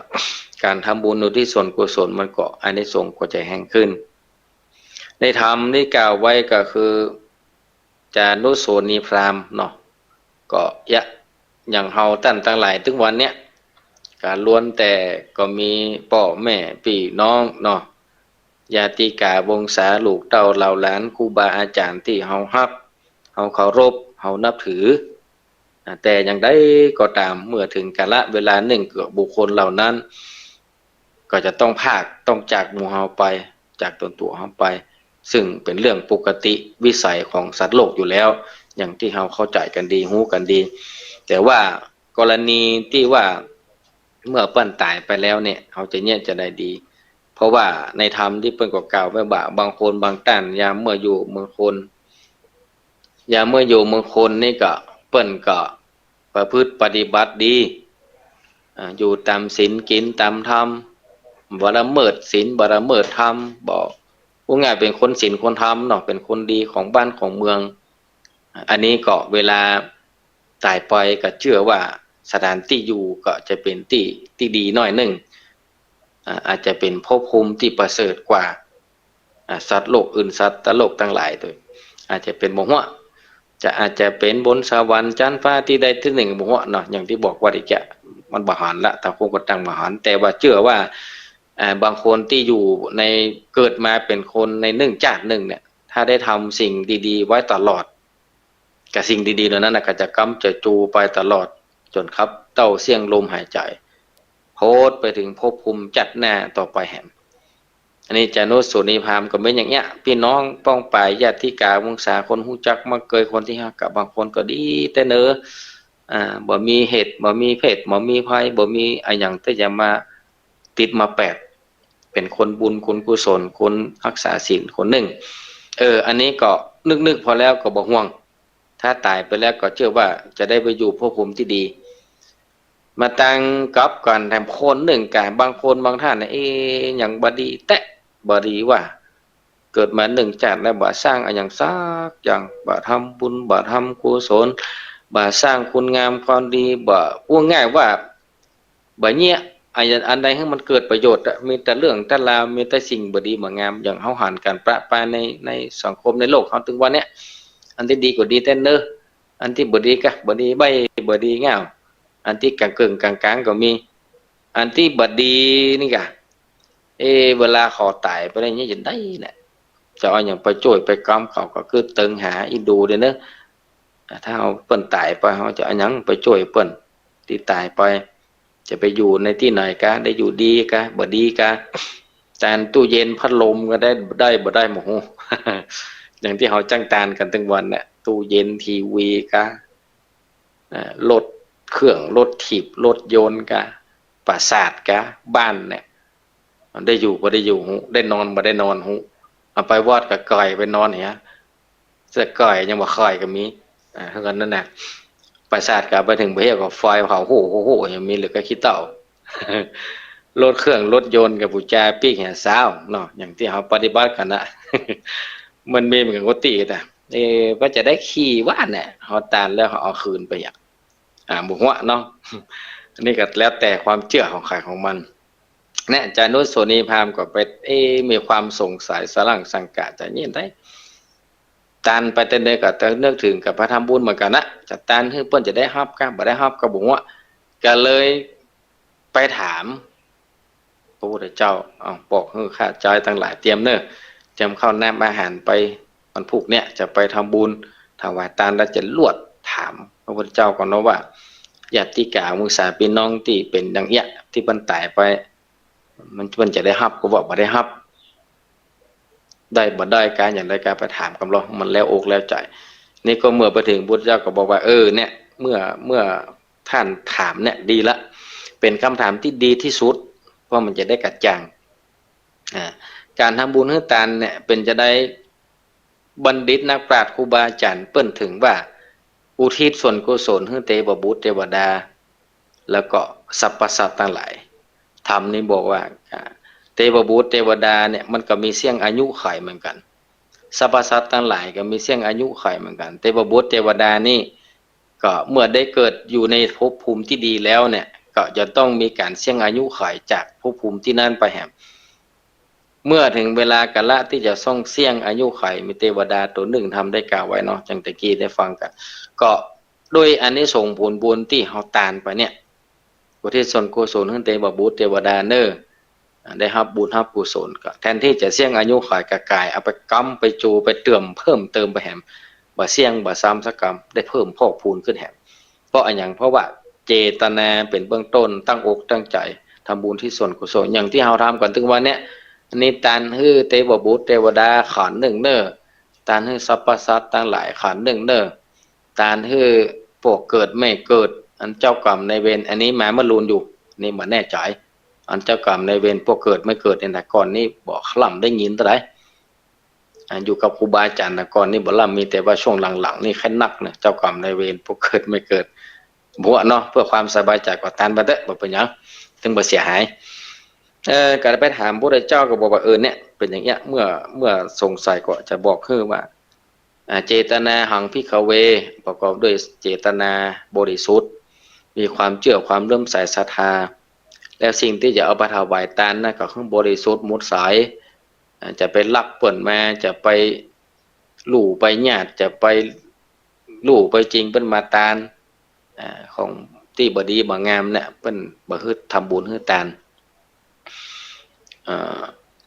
วัตถุสิ่งของที่ได้มากับมันกันให้มันถูกต้องแล้วก็ของที่ประทานกับมันถูกต้องโดยเฉพาะอย่างยิ่งที่ดีที่สุดคือเครื่องอัฐบริขารเครื่องใจไม้สอยของพระภิกษุสามเณรเนี่ยเป็นสิ่งที่จำเป็นและสิ่งที่ดีที่สุดอะเป็นของอัฐบริขารมีก็เพื่อจีวรพระจีวระเครื่องใจไม้สอยที่สมควรแก่ฐานะของพระสงฆ์องค์เณรที่เอาไปทานเนาะก็เลือกเอาสรรหาเอาแต่ประเด็นนี้ก็มันมีนักกันเนาะสมัยปัจจุบันนี้ก็มันมีนักหลายอย่างแต่ละร้านแต่ละที่ก็พยายามจะสรรหา ของที่จะเอาไปถวายพระสงฆ์เนี่ยมันดีๆแปลงอย่างประณีตแปลงอย่างสวยงามบางทีก็ของที่เอาไปถวายซ้ำเตื้อก็เขาก็ต้องพอตัวเนาะบ่เจ้ต้องขออภัยเนอะบ่ได้ประมาทดูแคลนของการบ่ได้ว่าเฮ็ดร้านการร้านขายเนาะแต่บางคนก็เจตนาเพิ่นดีเนาะซ้ำเตื้อก็ของมันอยู่ในให้มันหมดอายุแต่มันบ่มีเรื่องละหมดอายุละเอาบ่3บ่4นับได้นับกินนมมันรู้ต้องก็ยุ่งละเนาะปลากระป๋องได้ก็หมดอายุนมซ้ำเตื้อก็หมดอายุอย่าก็นมบางชนิดบางอย่างขนมบางอย่างเนี่ยอายุเพิ่นสั้นซ้ำเตื้อก็แค่สัปดาห์เดียวอย่าซ้ำเตื้อก็อาจจะเดือน2เดือนเนี่ยถ้าไว้เหมือนแล้วไปก็เกิดมันหมดอายุก็เกิดตุลุงวัดเอาปานเฮือละอ่อนละอ่อนไปกี่เจ็บต้องดูต้องยุ่งแหละเนาะแต่พยายามหน่อยหนึ่งว่าขอให้เฮาพิถีพิถันว่าสังเกตหน่อยกํหน่อยเนาะสถานเนาะถ้าเฮาจะเอาไปทำบุญนี่น่ะของอันนี้มันสมควรเฮาจะประทานบ่ฮะเฮาประทานแล้วมันจะดีก็ว่าบ่ดีฮะเอาก็ต้องลองพร้อมกันบ่ใช่ว่านี่เนิ่อกับเปียไปเนี่ยบ่จั่นน่ะเนาะก็ขอให้พิถีพิถันอ่อนละเอียดอยากที่ว่าพยายามสรรหานะญาติโยมศรัทธาทั้งหลายการทำบุญให้ทานสมัยแต่ก่อนเปิ้นอย่างถึงเปิ้นดาหอกดาหัวแป่งต้นสลักเนี่ยแป่งของกินของต้านเป็นสังเขตเป็นเนี่ยโอ้เปิ้นสารกล้วยแป่งต้นคากันเราไม่เหี่ยวเราไม่หีบมัดขนมติดเจือกเอาไปห้อยตึงแต่แย่งปันบุรีแปรอ่ะโปโทเป็นแต่งเป็นย่องกันตานแล้วก็แม่นหยังอ่ะตานแล้วก็มีหนะอย่างเก่าอ่ะก็มันบ่งบอกถึงได้2ลักษณะคือคนสมัยก่อนเปิ้นเอียนละออดเอียดละอ่อนละเอียดขออภัยอ่อนละเอียดในการจะทำบุญให้ทานจะต้องพิถีพิถันสรรหาตกแต่งให้เป็นของที่ดีที่สุดสำหรับตัวเปิ้นให้งามที่สุดเนาะแล้วก็เอาไปทานเพราะหยังเปิ้นประกอบเจตนาอย่างตะเกียเจตนาหังภิกขเวตั้งใจประกอบด้วยเจตนามีความศรัทธาจะมีกลิ่นมีตาลมีกลิ่นอย่างตาลหลวงเด้อกับแป้งกันหลายมื้อหลายวันประดิษฐ์ประดอยอย่างที่เฮาจังไปหันต้นสลักครับเจ้าก็แปลงงามเป็นอย่างดีแต่บางทีก็ยังว่านะก็นี่เน้อสังก็เอาไปละยะโดยบ่ได้พอสักกำน้อยหั่นซ้ำเตื้อก็บ่โอเนาะคำนั้นสั่งมีต้องขออภัยแต่เด้อถ้ามันมีแต่น่ะอันนี้ว่ากันบ่ได้เนาะแต่มันก็จังมีแต่ของที่ซ้ำเตื้อหั่นแล้วจะมากินมาฉันเอามาใจใจบ่ได้สักกำนี่เป็นต้นมันนั้นก็ต้องละเอียดน้อยนึงการทำบุญให้ทานอย่างที่คนเฒ่าคนแก่เพิ่นแนะนำไปเนาะแต่เฮาบ่ได้วันนี้คนเฮาบ่ได้มันชอบมักง่ายเนาะว่าจะซื้อนะแปลงซื้อเอามันง่ายดีเสียเงินเนี่ยมาจะแปลงก็บ่ให้ลูกละเนี่ยเหมือนเข้าจะบ่มีไผจ้างทำอย่างซักอย่างล่ะแม้แต่จะห่อเมี่ยงก็ยังบ่จ้างห่อหมักห่อปูนี่ก็ยังบ่จ้างละซื้อเอาหมดอันหยังก็เป็นเงินเป็นห้องหมดจ่ายเงินอย่างเดียวแถมน้อยนี่เฮาจะบ่จ้างเนี่ยนะต้องพยายามแปลงไปทำไปเถอะเปิ้นเฮาบ่ของวิจิตรปริศนาก่อนจะกินจะตานเนาะมันเฮาแปลงเฮาก็ม่วนใจนะถามผู้เฒ่าคนแก่เพิ่นกันเพิ่นด่าคอกด่าหัวเพิ่นม่วนตั้งใจทำได้มีความสุขด่าแปลงนั้นแปลงนี้เอาบ่งามแปลงให้งามบ่ดีแปลงให้ดีมันงามไปกินประทานตานให้พ่อให้แม่ให้ปู่ลุงนะครูบาอาจารย์ตึงเตื้อพยายามสรรหาซึ่งครูบาอาจารย์แต่ละตนแต่ละองค์เชื่อว่าเวลาอยู่วัดเวลาญาติโยมศรัทธาเปิ้นเอาไปถวายเปิ้นจะฮู้ดีเนาะสังเกตพอที่ของตาลนะ ของตาลเป็นจะได้คนที่เอาตาลนั้นมีพร้อมจะได้บอกพร้อมจะได้เปิ้นจะสังเกตพอที่หั่นน่ะสำเตือน้ำหยาดนิติ่งขออภัยนอกเรื่องหน่อยนึงน้ำหยาดนิติ่งนึงพยายามพอดีๆเนอะสำเตือเอาปล่อยแต่พระทอกออกขวดมาห้างโอ้โหไปขี้โขกะแต่หมดเต็มฮะเนี่ยเฮาบ่ได้สังเกตพอเนาะพยายามหน่อยนึงการจะกินจะตานแต่ละเตื้อสำเตื้อบ่ได้เอาปล่อยสักกำโต้เจ้าป่านปอนพอจะยะถาได้ไปเกิงลึกตึกตักลุกขึ้นไปหล่นไปเอาน้ำหยาดมันบ่จำเป็นละเนาะถ้าถึงเวลานั้นแล้วก็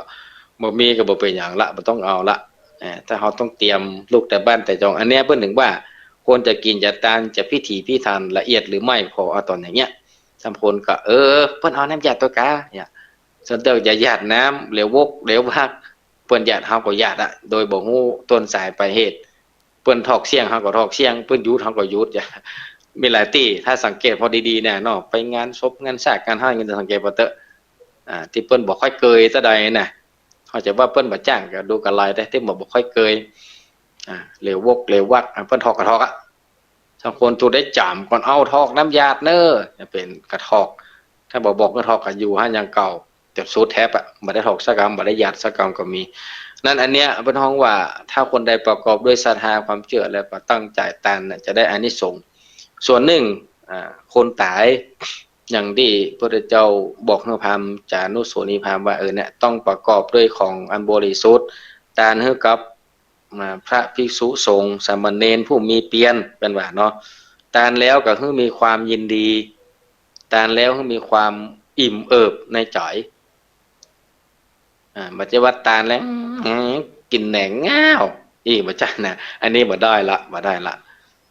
ต่างตานแล้ววันนี้ไปทำบุญตานขันข้าวขันน้ำโล่งใจม่วนใจสบายใจแต่เนอได้รับศีลรับปอนตานให้พ่อให้แม่ให้ปู่ลุงแล้วใจละอันเนี้ยเพราะว่าอันนี้ส่งมันเกิดเบื้องต้นเนี่ยมันก็แห้งขึ้นแต่ถ้าพ่อกับต่อเป็นคลึกตึกตักอันตะลุงนิมนต์ปันป้อนครับอันจะฟังบรรยากาศอยู่เนี่ยโดบัดตอนพรเถอะจะฟังบรรยากาศอะไรมันไปได้อย่างได้เนาะอันนึงจะเอาพอดอันกระจายก็อยู่ที่งานโมละมันเป็นฟังเป็นหีบอันนี้อันคือ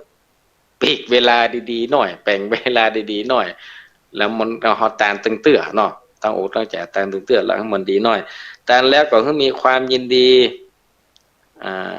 ยินดีในของตานยินดีการที่ทำบุญให้ตานกับพระสงฆ์องค์เนนตั้งอกตั้งใจแล้วก็อานิสงส์มันก็จะเกิดถามว่าคนแต่ที่เขาอุทิศส่วนกุศลไปให้นั้นก็ต้องวัดกันหลายอย่างนะอย่าโยมศรัทธาทั้งหลายก็สามคนก็อย่างที่บอกไว้แต่เกี้ยว่าบางคนก็ทำดีเป็นคนศีลคนทำบางคนก็บ่ได้ทำดีอย่างเลยก็ถามว่าของกินของตานทั้งหมดทั้งมวลที่เขาไปฮื้อเนี่ยมันจะได้ห้าก่อมันก็อยู่ที่ฐานะของใครของมันถ้าอยู่แล้วบ่ได้สร้าง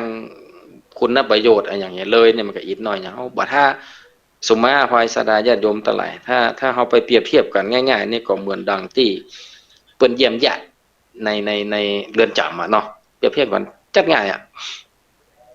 อาหารการกินแต่ละอย่างที่จะไปถึงเฮาหน่อยพุ่นน่ะที่ถึงคนที่อยู่หน่อยถึงญาติเฮาที่หน่อยพุ่นมันจะว่าเอาอาหารนี้ไปแล้วไปอย่างอั้นเลยบ่ได้นะโอ้โธ่มันต้องไปผ่านขั้นตอนเจ้าหน้าที่เปิ้นต้องตรวจต้องดูต้องเช็คอันเตื้ออย่างลาบจีนซาจีนเนี่ยกว่ามันจะโพดหน่อยพุ่นน่ะเขาอู้ฟังน่ะกว่ามันจะโพดทอยนะบ่เป็นได้กินละโอ้โหอย่างเงี้ยแบบเดียวกันนะถามว่าเฮาอยู่ทางนอกเฮาบ่มีเรื่องมีราวบ่ได้ติคกติตารางเนี่ยมันกินอย่างดีซื้อมาเนี่ยอย่างได้ก็ได้แล้วแต่เฮาแล้วก็นั้นสั่งกินเอาแต่ว่าคนที่อยู่ในเรือนจำพุ่นน่ะที่เปิ้นได้หลงลืมหรือว่าเปิ้นได้สร้างได้ทำเมื่อมันผิดกฎอาชญาบ้านเมืองง่ายว่าถ้าต่างทำก็บ่ได้ทำบาปว่าเถอะเนาะได้เข้าไปอยู่หน่อยบ่น่ะอาหารแต่ละอย่างแต่ละมื้อที่จะได้กินมันบ่ใช่เรื่องง่ายนะเนาะอาหารเฮาฮักเป็นได้ก็จ้างเด้อลูกก็ดีหลานก็ดีต้องขออภัยตัวเนาะที่อู้กันเปรียบเทียบกันนี่ลูกก็ดีหลานก็ดีญาติก็ดีที่เฮาฮักเป็นได้ก็จ้างเด้อวันนี้จะเอาตั้งใจเป็นพบญาติละจะเปิดโอกาสให้จะเอาจีนเอาลาบเอาอย่างไปเลี้ยงไปส่งนี่นะอย่าโยมสถานทั้งหลายกว่ามันจะพูดไปหน่อยพุ่นน่ะ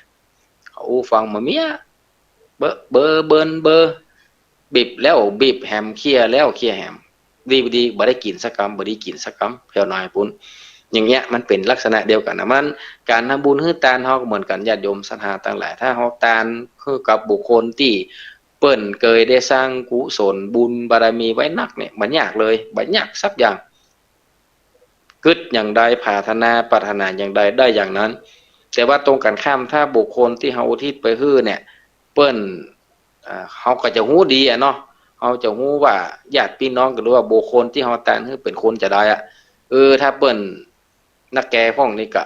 กว่าถามว่าเปิ้นได้ก็ได้อยู่ไม่ใช่ว่าบ่ได้นะแต่มันก็ต้องจ้าน้อยต้องจ้ากว่าคนอื่นหน่อยถามว่าได้อยู่อันนี้มันเมื่อมันไปถึงแล้วก็ อาจจะเป็นอย่างกรณีถ้าเป็นคนธรรมดาสามัญเฮานี่ก็จะเป็นอาหารไปได้กินอยู่แต่ว่าถ้าเป็นเปรียบเทียบกันตั้งธรรมตั้งผีที่ได้ตายไปนี่เป็นวิญญาณนี่ก็เปิ้นเจาะห้องว่าเป็นข้าวทิพย์น้ำทิพย์10ประการเนาะถ้าญาติโยมศรัทธาท่านหลายใครฮู้ว่าข้าวทิพย์น้ำทิพย์10ประการนี้เดี๋ยวก้อยถามครูบาอาจารย์ที่เปิ้นจัดรายการ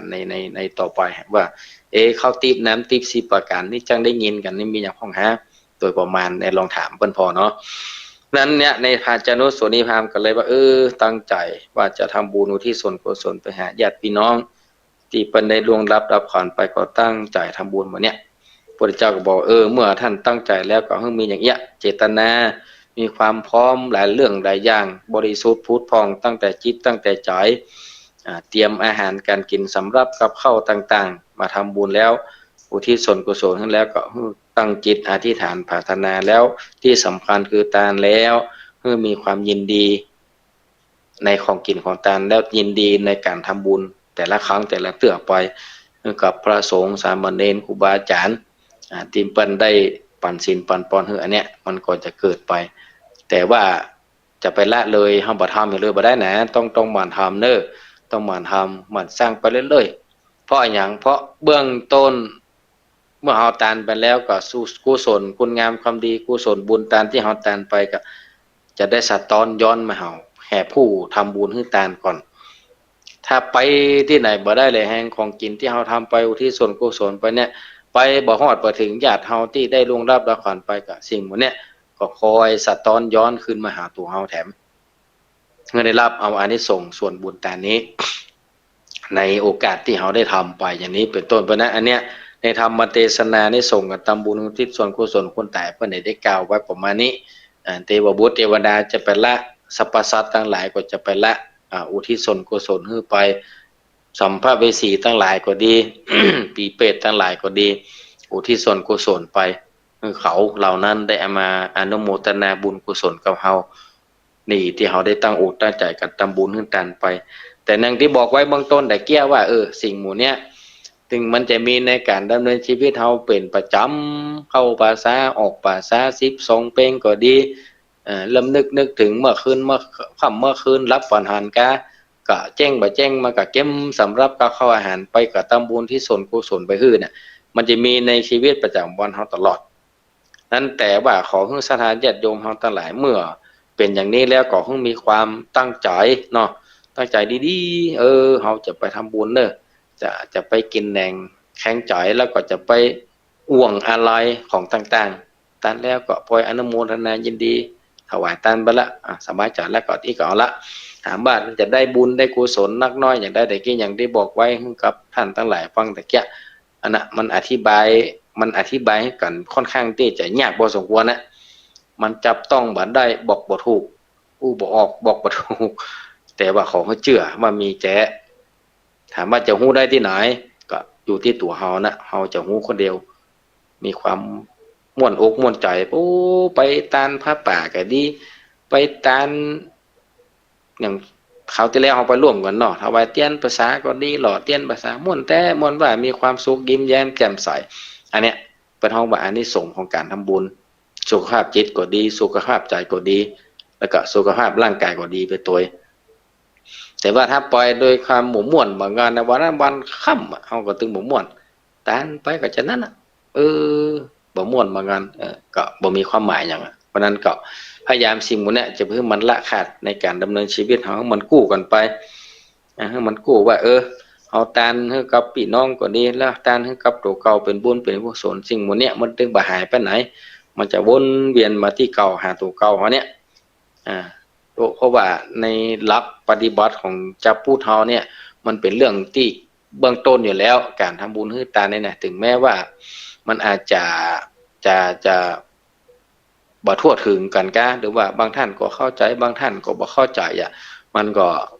ต้องอธิบายขยายเพิ่มเติมบอกกล่าวจักจุงกันไปต่อๆแหมงานบุญงานกุศลต่างๆที่มีนี่ก็ทำบุญทำกุศลไปเน้อถึงแม้ว่ามันบอกมันเป็นจะได้เนี่ยก็บ่ฮู้แล้วแต่ภายแต่มันพิจารณาคนเดียวแต่มาขอนี่ส่วนใหญ่แล้วคนพูดเฮานี่ทั้งหมดเนาะ คนที่ได้คนเฉพาะโดยเฉพาะอย่างยิ่งคนเหนือเฮาคนเมืองเฮาเนี่ยเอามีกินมีตาลนี่โอ้ม่วนเพราะว่าสืบต่อกันมาเช่นลูกเช่นหลานครูบาอาจารย์บัณฑิตนักปราชญ์เพิ่นแนะนำมาก็ทำต่อกันมาสืบเนื่องกันมาเป็นประจำอย่างจนถึงปัจจุบันเนี้ยเฮาก็ยังทำกันอยู่ปฏิบัติกันอยู่การให้ญาติพี่น้องป้องปายที่ได้ลงรับขันไปอย่างทำอันนี้ส่งทำนั่นก็เปตพีได้กล่าวว่านี่ส่งเป็นเนี่ยน่ะหมอประกาศถามว่าแม่แต้บ่ฮะไอ้กับหูเนื้อมันก็บ่หอนสักเทื่อเนาะไผก็บ่หอนอย่างที่บอกอ่ะเด้อแต่ว่าเมื่อมันเป็นจารีตประเพณีสิ่งเนี้ยก็ศรัทธาเฮาลองพิจารณาไปตัวเนาะว่ามันเป็นสิ่งที่ดีที่งามก่อเฮาทำไปแล้วเฮาเดือดร้อนก่อเฮาทำไปแล้วคนอื่นเดือดร้อนก่อถ้า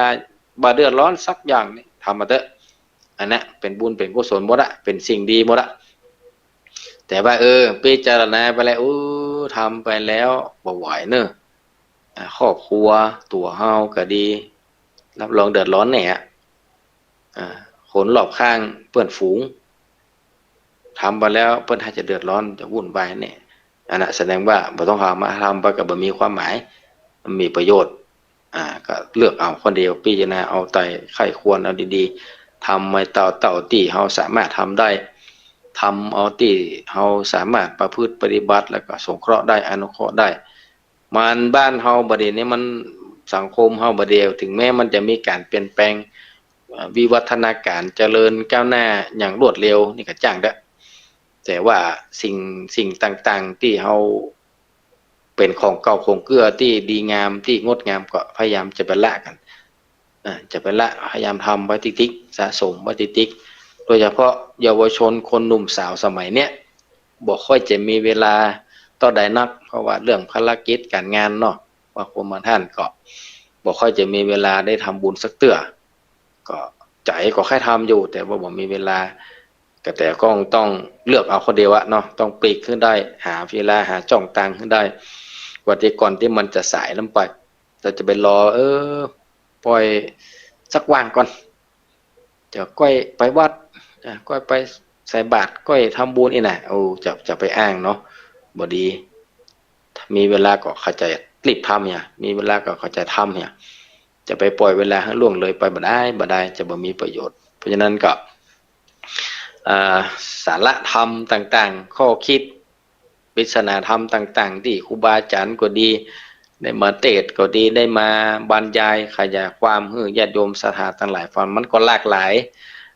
ายวิธีการหลากหลายความคิดหลากหลายคำตอบเนาะก็ญาติโยมศรัทธาฟังแล้วก็คือพิจารณาใคร่ควรตัวกันก็ครูบาจำเตือบข้อเดียวกันเรื่องเดียวกันครูบาอาจารย์แต่ละรูปอาจจะบ่เหมือนกันอธิบายบ่เหมือนกันแต่โดยรวมแล้วก็จะอยู่ที่เดียวกันเหมือนเดียวกันหมดสรุปใจความสำคัญจะอยู่ที่เดียวกันหมดเพราะฉะนั้นก็ญาติโยมศรัทธาทั้งหลายฟังก็นึกพินิจพิจารณาใครควรนำไปประพฤติปฏิบัตินำไปใช้ในการดำเนินชีวิตตัวมันทำบุญให้ทานมันสะสมบุญญาบารมีเอาไว้นักๆเพราะว่าสิ่งเหล่านี้อาจจะกำจะจูจะอุดหนุนเฮาในขณะที่อยู่มนุษย์โลกนี้ก็ดีในขณะที่ละสังขารจากโลกนี้ไปก็ดีภพภูมิต่างหน้าก็ดีสิ่งพวกนี้จะคอยอุดหนุนเฮาตลอดเวลาถึงวันนี้เฮาทำบุญให้ทานนี้สิ่งพวกนี้ก็จะหนุนเฮาถึงวันนะแต่ว่าเฮามันสัมผัสบ่ได้รับรู้บ่ได้ที่เฮาอยู่กันอย่างสุขสบายเดือดเนื้อร้อนใจนี่ก็เพราะว่าสิ่งเหล่านี้กำจูเฮาทำไปเถอะบ่เสียหายเนาะเพราะว่าในหลักคำสอนทางพระพุทธศาสนาเฮาในเพิ่นบอกว่าทำดีก็ย่อมได้ดีทำบ่ดีก็ย่อมได้บ่ดีเป็นผลตอบแทนอันเก่าวันนี้ก็พอสมควรเนาะว่าเทศธรรมพื้นเมืองเฮาก็กับญาติโยมศรัทธาทั้งหลายฟังกันก็อนุโมทนากรรมเนาะพ่อมานิดแม่สีพันธ์จิตดูพร้อมลูกหลานบ้านยางครามแล้วก็บ้านเหล่ายาววันนี้ได้ตั้งอกตั้งใจการทำปูจาการทำอุทิศกุศลไปหาพ่อวิตันอุ่นใจจมพ่อตึงไม่ดีอุ่นใจจมในดำรงอุ่นใจจมนางวนิดาใจธรรมนั่นก็พ่อวิหมื่น แม่อุ้ยป่อจิตตดูป่อเฮือนแม่โมจิตตดูแล้วก็นางสาวแสงจันทร์จิตตดูอันเป็นปิตาบรรดาญาติพี่น้องขอให้ความคิดความปรารถนาเน้อพ่อมาเน้นแม่สีพันธุ์ที่ตั้งอกตั้งใจไว้สมปรารถนาทุกประการเน้อเนาะเอาละเทศนาธรรมพอสมควรแก่เวลาต่อไปก็จะได้พบปะอู้เอ่ยกันพอดีท่านอาจารย์ท่านพระครูอภิวัฒนเบกรมผู้ดำเนินรายการเข้ามาพอดีขอเจริญพรญาติโยมศรัทธาไว้ตะวีก่อนเนาะสาธุชั่วโมงเกิงพอดีชั่วโมงเกิงตึงอู้ตึงอ้าวจะแกตึงก็สรุปเนาะอู้รอเวลาไปเนาะไปพรในนั้นตัดกิ่งไม้ครับไปยื้อไปใจกับสระกันมาเป็นเรื่องแม่นน่ะไปยื้อพรเนนครับก็ได้เอาลงถึงต้นแหละครับเอาละศรัทธาญาติโยมทั้งหลายได้ฟังท่านพระครูสถาพรพัฒนรังสีได้เทศนาธรรมอานิสงส์ทำบุญอุทิศไปหาคนตายก็จบไปมีเวลาอยู่ด้วยกันแถมเกินชั่วโมง4 โมงกับ25 นาทีญาติโยมจะอู้จาสนทนาถามปัญหาก็ว่าจะโทรมาให้กำลังใจก็ขอเจริญพรที่เบอร์0998366322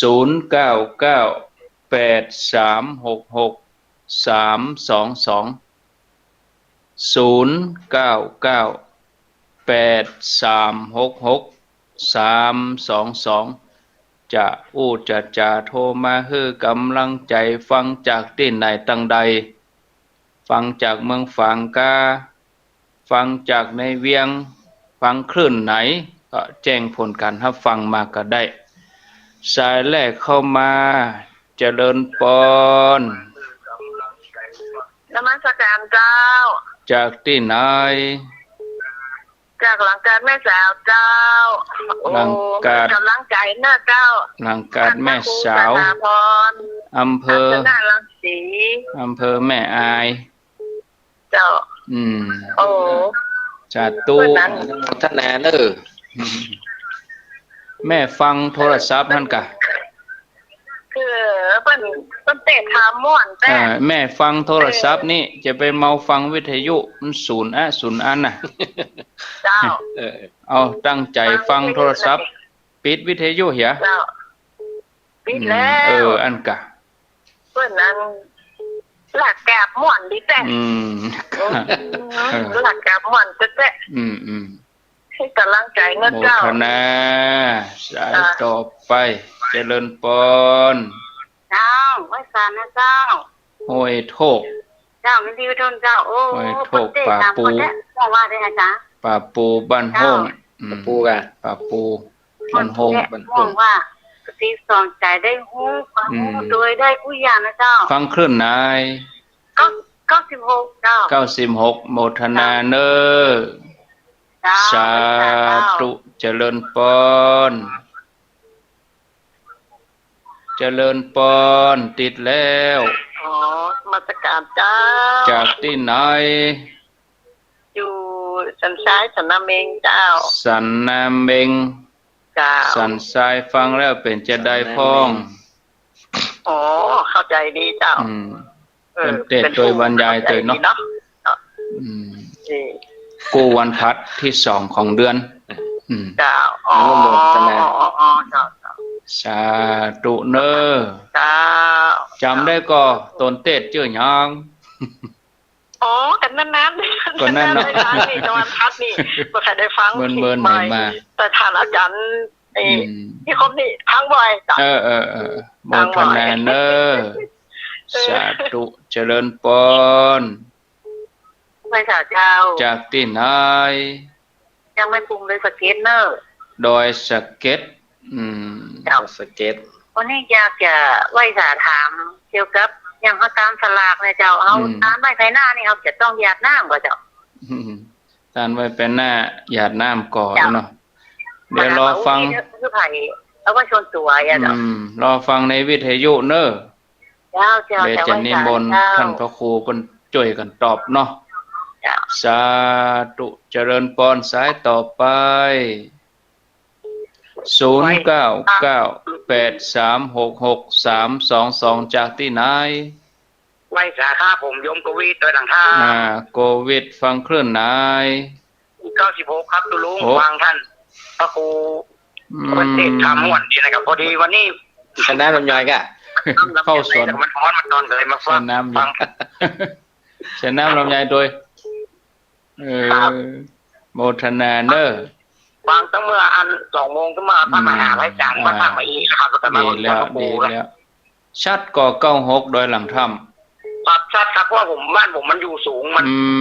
ได้เปรียบจ้ะได้เปรียบโมทนาภาพไว้สาธุเจริญปน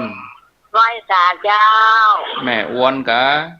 เจ้าแม่อ้วนวันนี้ได้ยินแล้วลูกแม่อ้วนนี่ฟังถึงวันนั่นแล้วมันโทรมากันต้นสันขวาง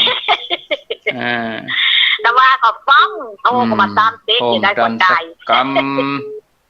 ไม่คืนก็เหมือนกันนะแต่คืนนี้อยู่ในปักเจไปอ่ะก็เจขออนุโมทนาส่งตัวส่งองค์เนอะโอ้ติดโทบัดดันยินดีเนอแม่วันเนอเอาภาพเอาประเดี๋ยวนี้มันได้ละสาธุอนุโมทนาก่อนนี้นะไหว้สามพระอันท่านพระครูนะจ๊ะพระครูหยังพระพัฒนานาพระครูสถาพรจ้าตู้เด้อแม่เด้ออนุโมทนา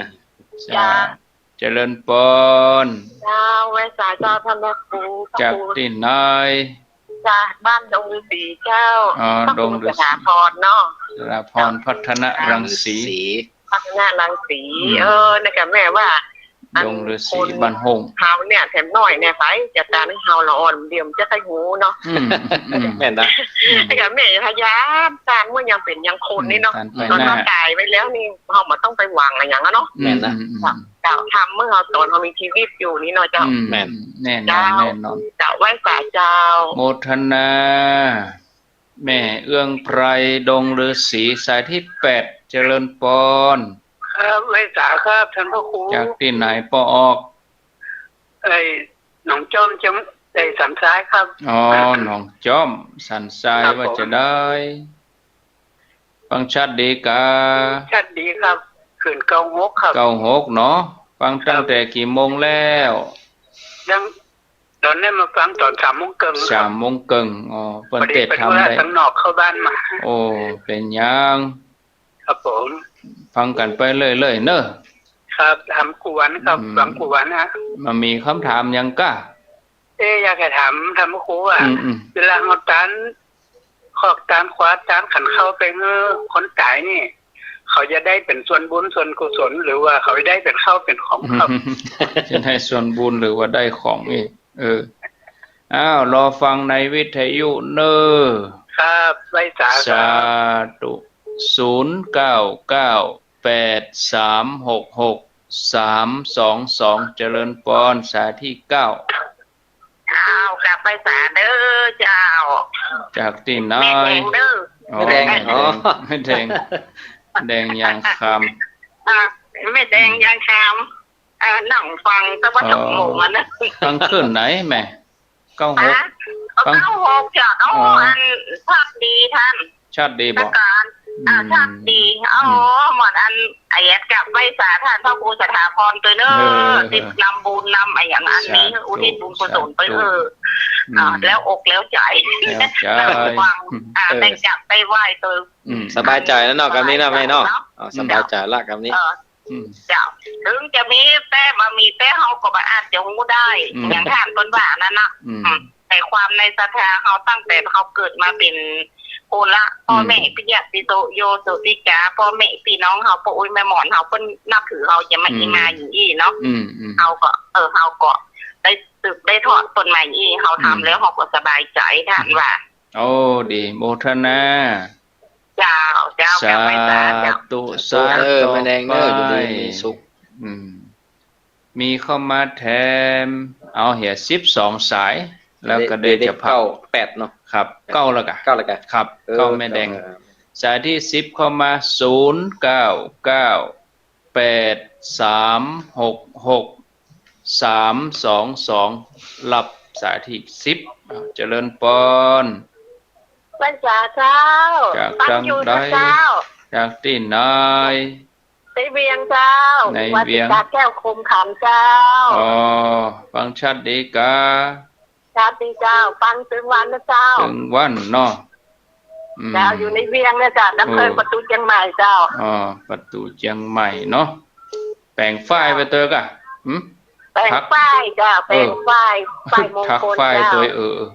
โมทนาเนอเจ้าสาธุต่อไปเจริญปนไปสาเจ้าท่านพระครูจากดังใดจากบ้านเจคอนตำบลถุงพึ่งอำเภอเจโฮมเจ้าเจโฮมเจโฮมลำปางปุ่นนี่เนาะเจโฮมเจ้ามีปัญหาขอถามท่านพระครูสักหน่อยเจ้าเลยอย่างพระบาทสมเด็จพระเจ้าอยู่หัวนี่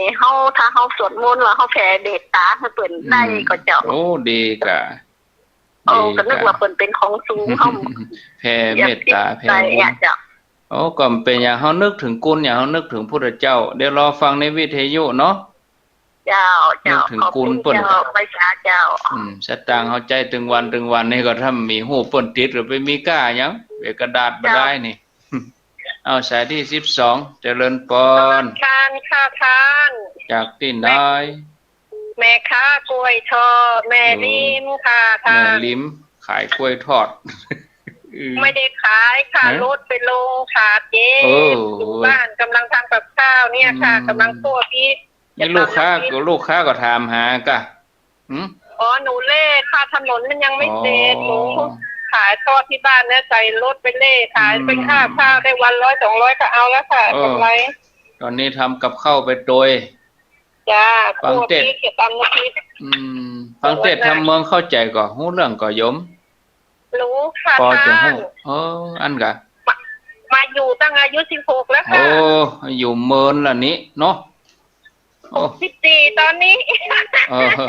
มาอยู่16ตอนนี้เท่าไหร่64จ้ะ64มาอยู่16ปะโทหลายปีกำเมืองหมดติดซะแต่อู้เมืองได้กะอู้เมืองได้ก่อพะเลิศจ้ะพะเลิศอู้เมืองจังพะเลิศจะเริ่มจะเกิมไปสาธุเด้อสาธุอ้าวโอ้เปิ้นย่นมาอินดูสายสุดท้ายอินดูเจริญปนสายที่13นมัสการเจ้าจากทางใดจากแม่แตงเจ้าแม่แตงเนาะเจ้าบ่เคยโทรมาแต่ครั้งแรกกดโทษยังมาลูกน้องเจ้าไปมาหั่นเจ้าฟังท่านอยู่ในตาไว้ค่ะอยู่อันโซนใดตำบลใดตำบลขี้เล็กเจ้าไม่ไหนเจ้าฟังไปถึงวันเนอะเจ้าทุกวันเจ้าไปศาลนะขึ้นลบกวนขึ้นลบกวนมาแล้วกันเอาเจ้าแขกถ้าจะมาแขกมาบ้านโดยก็ว่าสะดุ้งกันเสียงทุเจ้าเดือดเศร้าเอาครับมี13สาย1หลังกาดแม่สาวอำเภอแม่อาย2นี่อยู่ห้วยโทกละปูน3สันน้ำเบง4ด้วยสะเก็ด5โควิดด้วยหลังถ้ำ6แม่อ้วนสันขวางด้วยรอ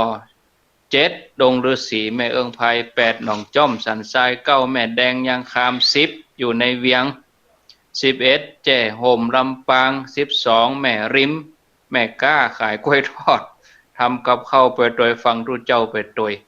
สายที่13แม่แตงตำบลขี้เล็กก็ว่าจะอู้เมินขึ้นรบกวนไงไก่โซนนี่แจ่โฮมเนาะครับนี่แจ่โฮมลำปางมีคำถามครับมีคำถามโดยสเก็ตนี่เฮาตานไว้ไปหน้านี่เฮาต้องหยาดน้ำก่อครับท่านพระครูครับคำถ้าจะว่าไปเนาะการทำบุญเฮือตานเนี่ยจริงๆแล้วมันน่าจะมีครับทุกครั้งเนาะหยาดน้ำเพราะว่าการหยาดน้ำนี่มันหมายถึงว่าเฮาเจิญเนาะครับพระแม่ธรณีเป็นสักขีพยานในการรับรู้ครับเฮาหยาดน้ำเนี่ยคือมันปัจจัยมันก็คือเฮาหยาดลงชับเตกะบ่มีภาชนะกับลงขี้ดินก็ได้เพราะว่ามันปรากฏอยู่ในอย่างประวัติของพระแม่ธรณีเนาะที่พญามารมามั่งแต่นแก้วน่ะเนาะอย่างพวกนั้นอาจารย์เวตาน่ะก็การทุกครั้งกับพระพุทธเจ้าก็เจิญแม่ธรณีมารับเอาส่วนบุญส่วนกุศลสิ่งเดียวก็คือน้ำหยาดที่เทลงไปตอน พระเวสสันดรเนาะตานกันหาจารีตานนางบทีพระเวสสันดรตานเกาะหยาดน้ำลงแผ่นดินแล้วก็อธิษฐานว่าขอให้พระแม่ธรณีเนี่ยได้มาเป็นสักขีพยานรับรู้ในการทำบุญยังเวลาพระเวสสันดรเปิ้นตานเปิ้นก็ผาธนาสมปัตโพธิสมภารจัดหน้าเหมือนกันนะครับแม่นเนาะได้ผาธนาในปัจจุบันจัดพระเวสสันดรก็ผาธนาว่าขอให้เป็นเหตุเป็นปัจจัยให้ไปถึงสัมมาสัมโพธิญาณก็แม่นเปิ้นผาธนาไปหน้าไปปูนไปข้างหน้า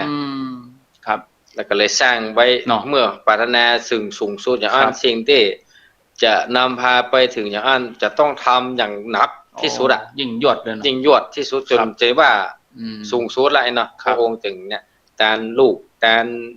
เมียมาแล้วเนาะเมียตานสัปปะแม้แต่เลือดเนื้อแม้แต่ตาแม้แต่อย่างก็จ้างในตัวเนี่ยยอมสละทั้งหมดเพราะหวังในจัดหน้าไม่ได้หวังจัดนี้ไม่งั้นก็เฮาญาติโยมศรัทธาเฮาเหมือนกันเนาะตานก็เป็นบุญจัดหน้าในจัดหน้าจัดนี้เฮามันเป็นคนได้กินได้ทานได้อยู่ได้ผ่านนี่ก็ถือว่าเป็นบุญใหญ่ละเป็นวาสนาดีละนั่นมาจัดนี้น่ะเนาะแต่เฮาหวังในจัดหน้าต่อไปแห่งค่อยสบายกว่านี้ก็สร้างไปแต่โยมก็กลัวว่าถ้าเฮาบ่ตานไว้ไปหน้าเฮาตัวเก่าละอ่อนเขาจังลืมแม่นลืมแต่น่ะเนาะโอ้สมัยไปหน้านี่10 ปีลืมแล้วเนาะ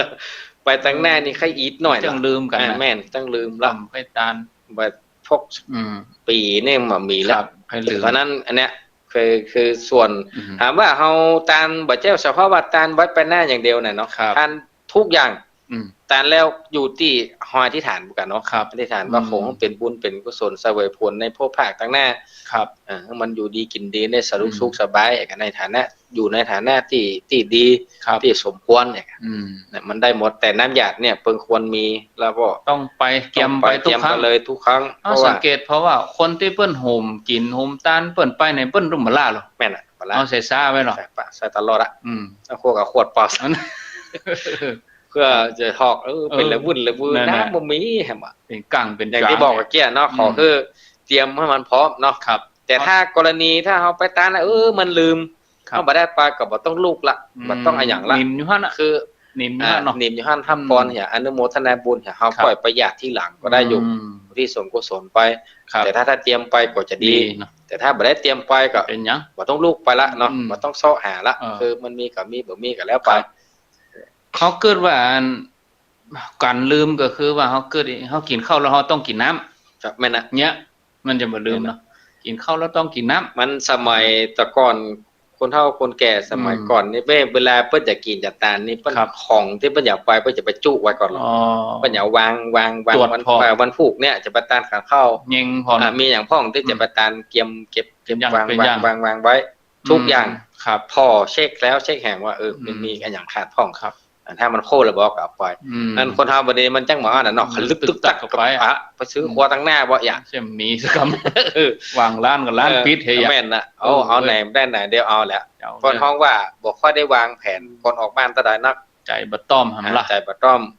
บ่ได้วางแผนออกจากว่าจะไปทำบุญแล้วบ่ได้วางแผนว่าจะเอาหยังบ่เอามีหยังบ่มีหยังจะจังลืมก็อย่างเงี้ยถ้าแต่ได้มันลืมกรณีถ้าเฮาบ่มีสุวิสัยก็บ่ต้องลูกละบ่ต้องเซาะหาละก็คือบ่เป็นหยังเนาะแต่ถ้ามีได้ตลอดก็จะเป็นการดีเนาะเพราะว่าน้ำหยาดนี่จะเป็นน้ำที่สำคัญอันหนึ่งในอนาคตตั้งหน้าเนาะพระแม่ธรณีเปิ้นได้รับทราบในส่วนบุญส่วนกุศลเฮาเอกสาธุสายที่8เป็นคำถามอยู่หนองจ้อมสันทรายเวลาเฮาตานขันเข้าหาคนตายเนี่ยคนตายจะได้ส่วนบุญก็ว่าจะได้ของลอยไปหยุ่งจะได้ครัวได้ของที่เฮาตานนี่ค่อยครัวเนี่ยถ้าจะบ่ได้ก็จะเป็นไปบ่ได้เนาะครับจะได้อานิสงส์แปรสภาพบุญน่ะเนาะปานกรรมปอนกรรมโอกาสเป็นตานขอส่วนบุญส่วนกุศลนี้อย่าเนาะที่ไปหาคนนั้นคนนี้อย่าแต่ถ้าเป็นของเลยเนี่ยคงจะเป็นไปบ่ได้เนาะที่เฮาปั่นปอนนะตกเมื่อเจ้ากลายเป็นข้อง่ายอย่าเนาะควายเป็นเสื้อเป็นต้องมาล่าเป็นเครื่องเข้าติ๊บน้ำติ๊บ10ประการนี่ประการนั่นน่ะเข้าติ๊บเป็นของติ๊บนะว่าซื่อๆเนาะแปรสภาพเป็นของติ๊บไว้ให้กับผู้ตายซ้ำเตือนอย่างที่ทำกล่าวไว้ที่อย่างอธิบายว่าตะเกียมันก็แยกโซนกันว่าคนตายเนี่ยเพิ่น อุ้มขันซื่อๆเนาะดีว่าบ่ดีอ่ะถ้าดีก็สบายไปอยู่ที่คนตายแหมกรรมถ้าบ่ดีก็อย่างมากเนาะอย่างถ้าจะเปรียบเทียบกันกับที่ผมเปรียบเทียบไว้ตะกี้กันอย่างที่เฮาไปแอวหาญาติเฮาในคอกนะฮะครับจำเตื้อกับวันพบญาติสังคมก็นั่งจ้ออยู่จอกว่าเนี่ยญาติพี่น้องไปสักคนเนี่ยมองสต๊อกแหละมองสต๊อกอ่ะกองหาเนาะกองหาอยู่หั่นน่ะหมดเวลาไปแล้วกินลาบกินซ่าก็บ่ได้กินกับเพื่อนน่ะผมมีหอยไปหาเนี่ยเพราะตัวบ่ดีอ่ะไปเอาหาแม่นปล่อยมันอยู่หั่นน่ะปล่อยไปเอาหามันน่ะเตอะอ่ะ3คนจะลองสู้ถึงขั้นที่ว่าอย่างจังลงข่าวเนาะขนาดประหารชีวิตยังเหี้ยหันอยู่อ่ะผมมีหอยไปเอาเลยเก็บเลยนั่นแสดงว่าเสียงอย่างละดีแต่ถ้าทำดีประดับผูกโคกเขามันไปแอวได้กำลังใจแม่นอยู่ในห้านกับเพื่อนฝูงกับฮักหูแหมสำคนตัวดีปฏิบัติตัวดีสำคนนอกจากจะบ่มีญาติไปหาแล้วก็ยังปฏิบัติตัวบ่ดีอ่ะถ้าดีอยู่ไปอยู่ห้านจมูกมันก็จะห้องไปกินอยู่ให้มากินด้วยกันเพ่อ่ะตัวดีนะเนาะมันเป็นลักษณะเดียวกันนะเนาะคล้ายๆกันเปรียบเทียบกันประมาณเนี้ยแต่คนตายคนตายเปิ้นได้สร้างกุศลนะก็จะได้เป็นอานิสงส์บุญไปแต่ว่าของกินของทานที่เฮาทานไปเนี่ยมันให้คงจะเป็นไปบ่ได้เนาะที่ว่าจะไปอย่างอันอย่างที่ตะเกียบว่าอย่างปราสาทเนี่ยไปถึงประเทศมันก็เผาตอนนี้เต่าไปเห็นนี่เต่าไปเหี้ยเงินก็มีอ่ะถ้าบ่เผาก็เอาไปวัดเป็นตีแมวตีไก่ไข่แมวอยู่ไก่ยังบ่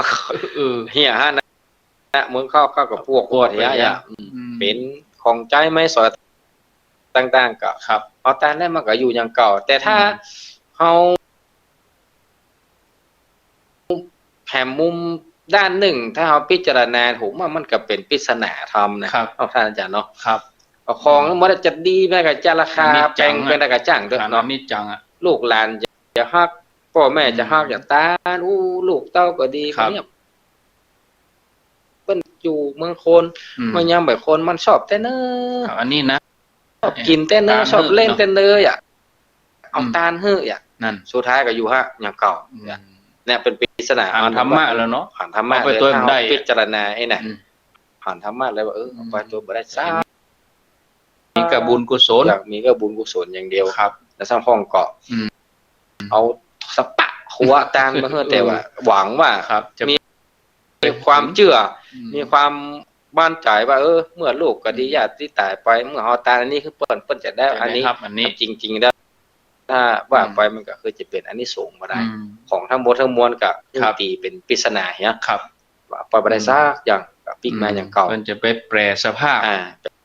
เป็นขาดอันใดก็จะไปเติมอันนั้นแม่นพูดถึงว่าคนตายนี่ต้องอยู่ในสภาวะในภพภูมิที่รับได้ตัวก็ครับแม่นนั่นน่ะสำคัญเราไปอยู่ภพภูมิที่รับมาได้ก็หมดสิทธิ์ครับหมดสิทธิ์เนาะได้โหติตานก็มันจะโยงย่อยหลายอย่างเนาะท่านอาจารย์เนาะครับคนที่เฮาไปตานแหมเฮาไปตานแหมเนี่ยแล้วเดี๋ยวไปถึงบ่ม่วนบ่งานไปถึงพิษถึงเถียงกันเนี่ยไปถึงทะเลาะวิวาทกันเนี่ยมันก่อนตานก่อนตานเนี่ยคณะตานก่อนตานคณะตานหลังตานตัวนี้สำคัญที่สุดตานแล้วก็บ่กินแหนงแฝงไฟหยังเนี่ยแต่แล้วก็ยินดีในของตานเนี่ยครับอันนี้มันองค์บอกว่ามันย่อยนะมันจะว่าง่ายมีปีกย่อยนักครับสาธุต่อไปสายที่11อยู่แจ้โฮมลำปางพระบาทสมเด็จพระเจ้าอยู่หัวรัชกาลที่9เนาะก็จะครบแล้วเนี่ยครบ13เนี่ยกัน13วันพุธวันเฮือเนี่ยเนาะวันออกพรรษาพอดีในฐานะที่เป็นพระสงฆ์นิกรชาวไทยนี่เขาจะแผ่เมตตาเวลาเขาไหว้พระสวดมนต์เขาแผ่เมตตานึกถึงเปิ้นได้กว่าซ้ำเป็นมหากุศลนะเนาะครับเพราะว่าเขาอย่างนี้อาจารย์ว่าตะกี้เขาเข้าใจว่าแผ่อุทิศส่วนกุศลบ่คือตัวเปิ้นใช่เราอุทิศไปบูชาบุญบารมีที่เขาได้เบิ่งครับพระบรมโพธิสมภารเปิ้นของพระองค์เนาะนึกถึงคุณเปิ้นครับอย่างที่เฮาตานให้ตึงบ้านเหมือนกันนะเฮาตานหันเทวดาพระองค์เป็นเทวดาหรอแม่นเทพบุตรเทวดาอย่างน่ะสมมุติเทพครับอุทิศถ้าอุทิศได้อุทิศเตอะมันต้องบ่ผิดสักอย่างเป็นหยังน่ะมันเป็นหยังครับเพราะว่ามันการนี้มันเป็นการที่มันได้ทั้ง2ฝ่ายครับได้ถึงผู้ตานได้ถึงผู้รับแสดงความกตัญญูจงรักภักดีครับแม่นนะเฮ เขาจะยึดเอาวันที่13นั่นปฏิบัติธรรมก็ได้หรอกครับแม่นเนาะปฏิบัติธรรมกันเขานึกถึงป่อเขานะแม่นนะถูกต้องละบ่เป็นอย่างเด้อนะโยมแม่ปฏิบัติได้เนาะโอ้ทำไปเตอะซับดีเยี่ยมยอดเลยเยี่ยมยอดเลยล่ะเมื่อที่พระองค์เสด็จสวรรคตใหม่ๆเพื่อก็เฮาสวดมนต์กันเนาะทำตลอดนะตลอดทุกวันที่13แม่นตลอดปีนึงกันกุศลครับโดยฉลาดการพระสงฆ์ถวายกันแบบทำบุญเนี่ยทำบุญอุ้งง่ายว่าทำบุญงานขาวดำงานศพเหมือนว่าเอาเนี่ยเนาะงานครบรอบบางสกุลเนี่ยทำเหมือนกันเป็นวันชาติด้วยนะแม่นมันก็มีรัฐพิธีแต่วันที่13นี่ก็ครับวันนั้นก็ตั้งส่วนตั้งอำเภอกับไปปรึกษาน่ะวันนั้นที่ว่าจะมีแถวบิณฑบาตเอาบิณฑบาตแต่วันออกพรรษาพระผู้จะไหว้เนาะแล้วก็ศรัทธาญาติโยมบางท่านก็เพิ่นก็วัดมาเนี่ยควรจะบ่มีคนซอยพอดีแต่เจ้าตะวาได้ยินข่าวตั้งกองงานเลขาอำเภอแจ้งว่าตอนนี้ก็ยกเลิกเรื่องบิณฑบาตไปแต่วันนี้มนต์ถ้าเพิ่นไปจูวัดเดียวได้แม่นได้เอาถ่ายรูปนี่นะครับจูวัดหลวงพ่อ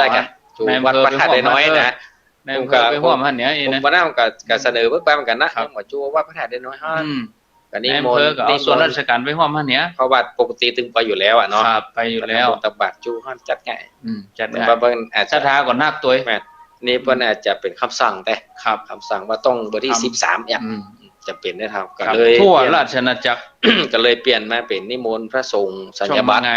ครับประมาณ 8:00 นถึงก็บีบกันเด้อนะเอาศรัทธามาว่าเขาจะศรัทธาเด้อได้ละคือ 8:00 น 7:00 นครึ่งต้องออกละ 7:00 นครึ่งไปต้องออกไปถึงอำเภอ 7:00 นครึ่งศรัทธาเขากำลังใส่เข้าใส่หยังนั่นน่ะจะบีบเหมือนกันนะไปลงโบสถ์แถมแน่ปีกมาบ่เนาะจะเป็นได้ลงโบสถ์นี่จะเป็นได้คือบาอาจารย์เจ้าฮัดเพิ่นได้รอนัดกันใหม่นั่นน่ะเป็น 10:00 นบ่เพื่อไว้ไป 10:00 นบ่น่ะเพราะว่าวันภาวนาตึมเหมือนครับแม่นเนาะภาวนาตึมเหมือนสังฆัมบันเตภาวนาว่าลูกงานมาแล้วเฮาก็เข้าโบสถ์แล้วก็ถวายเพลเรียบร้อยฉันเพลแล้วก็ไปครับปิกวัดไปวัดมันอ้าวครับแหม10 นาทีได้แหมสัก 4-5 สายเนาะครับครับ 4-5 สายก็เจริญพรญาติโยมจะโทรเข้ามาจาสนทนาก็ขอเจริญพรใครฟังธรรมอะไรอย่างก็เอิ้นเข้ามาบอกมาเนาะบอกมาวันก่อนนั้นโยมเอาทำอย่างก็ธรรมดาสอนโลกผมเป็นธรรมอย่างมันแม่นนะแต่ว่าธรรมโวหารก็มันบ่ใช่ว่าคำโวหารมันคล้ายๆว่าครับมันลักษณะเอาอ่านน่ะเป็นทำอ่านร้อยแก้วอ่านว่าเป็นอ่านอธิบายอ่ะแล้วเฮามานั่งเตียนี่ได้เรื่องเนาะมันก็ได้เนี่ยมันจะสอดคล้องว่ะแหละมันจะสอดคล้องมันจะได้เปลี่ยนมันจะบ่ม่วนครับมันจะบ่ม่วนมันลงได้ที่ลงมันมีลงมันบ่เคยมีสระอีสระอย่างใดมันได้เขาต้องไปเปลี่ยนครับหลายอย่างครับผมแต่โหมันมีหั่นผูกเดียวอ่ะข้างผูก2หาบ่ปะนะครับเจริญพรไหว้ศาลเจ้าท่านพระครูที่2จากที่ไหนเจ้าปักกล้วยสุพรรณนะเจ้าปักกล้วยไม่ได้น้ำแข็งเอาน้ำยาไปกลืนหรอกอันกะเจ้าไปไหนอย่างน้ำยาต้องเตรียมไว้มาแรงเตรียมกะเอากินข้าวแล้วกินน้ำหรอไปมัดกับเตรียมเนื้ออย่างเด็กเราไปช่วยไว้เนาะเจ้าฟังชัดดีเนาะโมทนาเนอสาธุเอาสายต่อไป0998366322ปากกล้วยสุพรรณแม่ก้อย4:53 นาทีอยู่ด้วยกันแถม8 นาทีก็จะหยุดเวลาไว้สถานีนาที2 นาทีเพื่อเปิ้นจะได้ตัดสปอตกายังกาเนาะเตรียมรายการต่อไปเจริญพรรายการจะทานท่านน้องสองแม่ฟังอยู่นะแม่เป็นกำลังใจท่านเด้อเจริญพรไหนเนี่ยแม่ทองอยู่กะจ้าแม่ทองอยู่แม่ทองอยู่ทองอยู่สาธุที่ทำใจได้เยอะแล้วท่านสบายใจเยอะดีขึ้นเนาะใจดีขึ้นเอาธรรมะเป็นหลักวันคืนเนี่ยค่ะดีแล้วอนุโมทนาจ้ามาตรการจะทานดีมีสุขเจริญพรจากไว้สายเจ้าค่ะจากที่ไหนจากดอยสะเก็ดเจ้าค่ะดอยสะเก็ดตำบลหยังตำบล ไอ้อย่างก็นี่คืออันนี้ไอ้อย่างบ้านแม่โป่งนะเจ้าแม่โป่งเนาะฟังชัดดีกอดีเจ้าว่าจะได้ว่าเจิญวันเนี้ยโยมแม่อาบน้ำเสร็จอย่างนี้เรียบร้อยแม่เข้าสวดมนต์เนาะสวดมนต์เสร็จแม่ก็อธิษฐานหยาดน้ำถึงวันนี้เป็นถูกต้องก่อนคะเนาะสวดมนต์อาบน้ำเสร็จเข้าห้องพระสวดมนต์นี่นะเจ้าก็ดีนะทุกอย่างแล้วก็เอาแผ่เมตตานะเขาไปหยาดน้ำแล้วเสร็จแล้วของอาน้ำเนี่ยใส่ยาตีสปีพวกภูมิแบบในตอนนี้สปีต้องเกิดเจ้าค่ะเนาะสาธุอนุโมทนาดีแล้วเจ้าค่ะสายต่อไป0998366322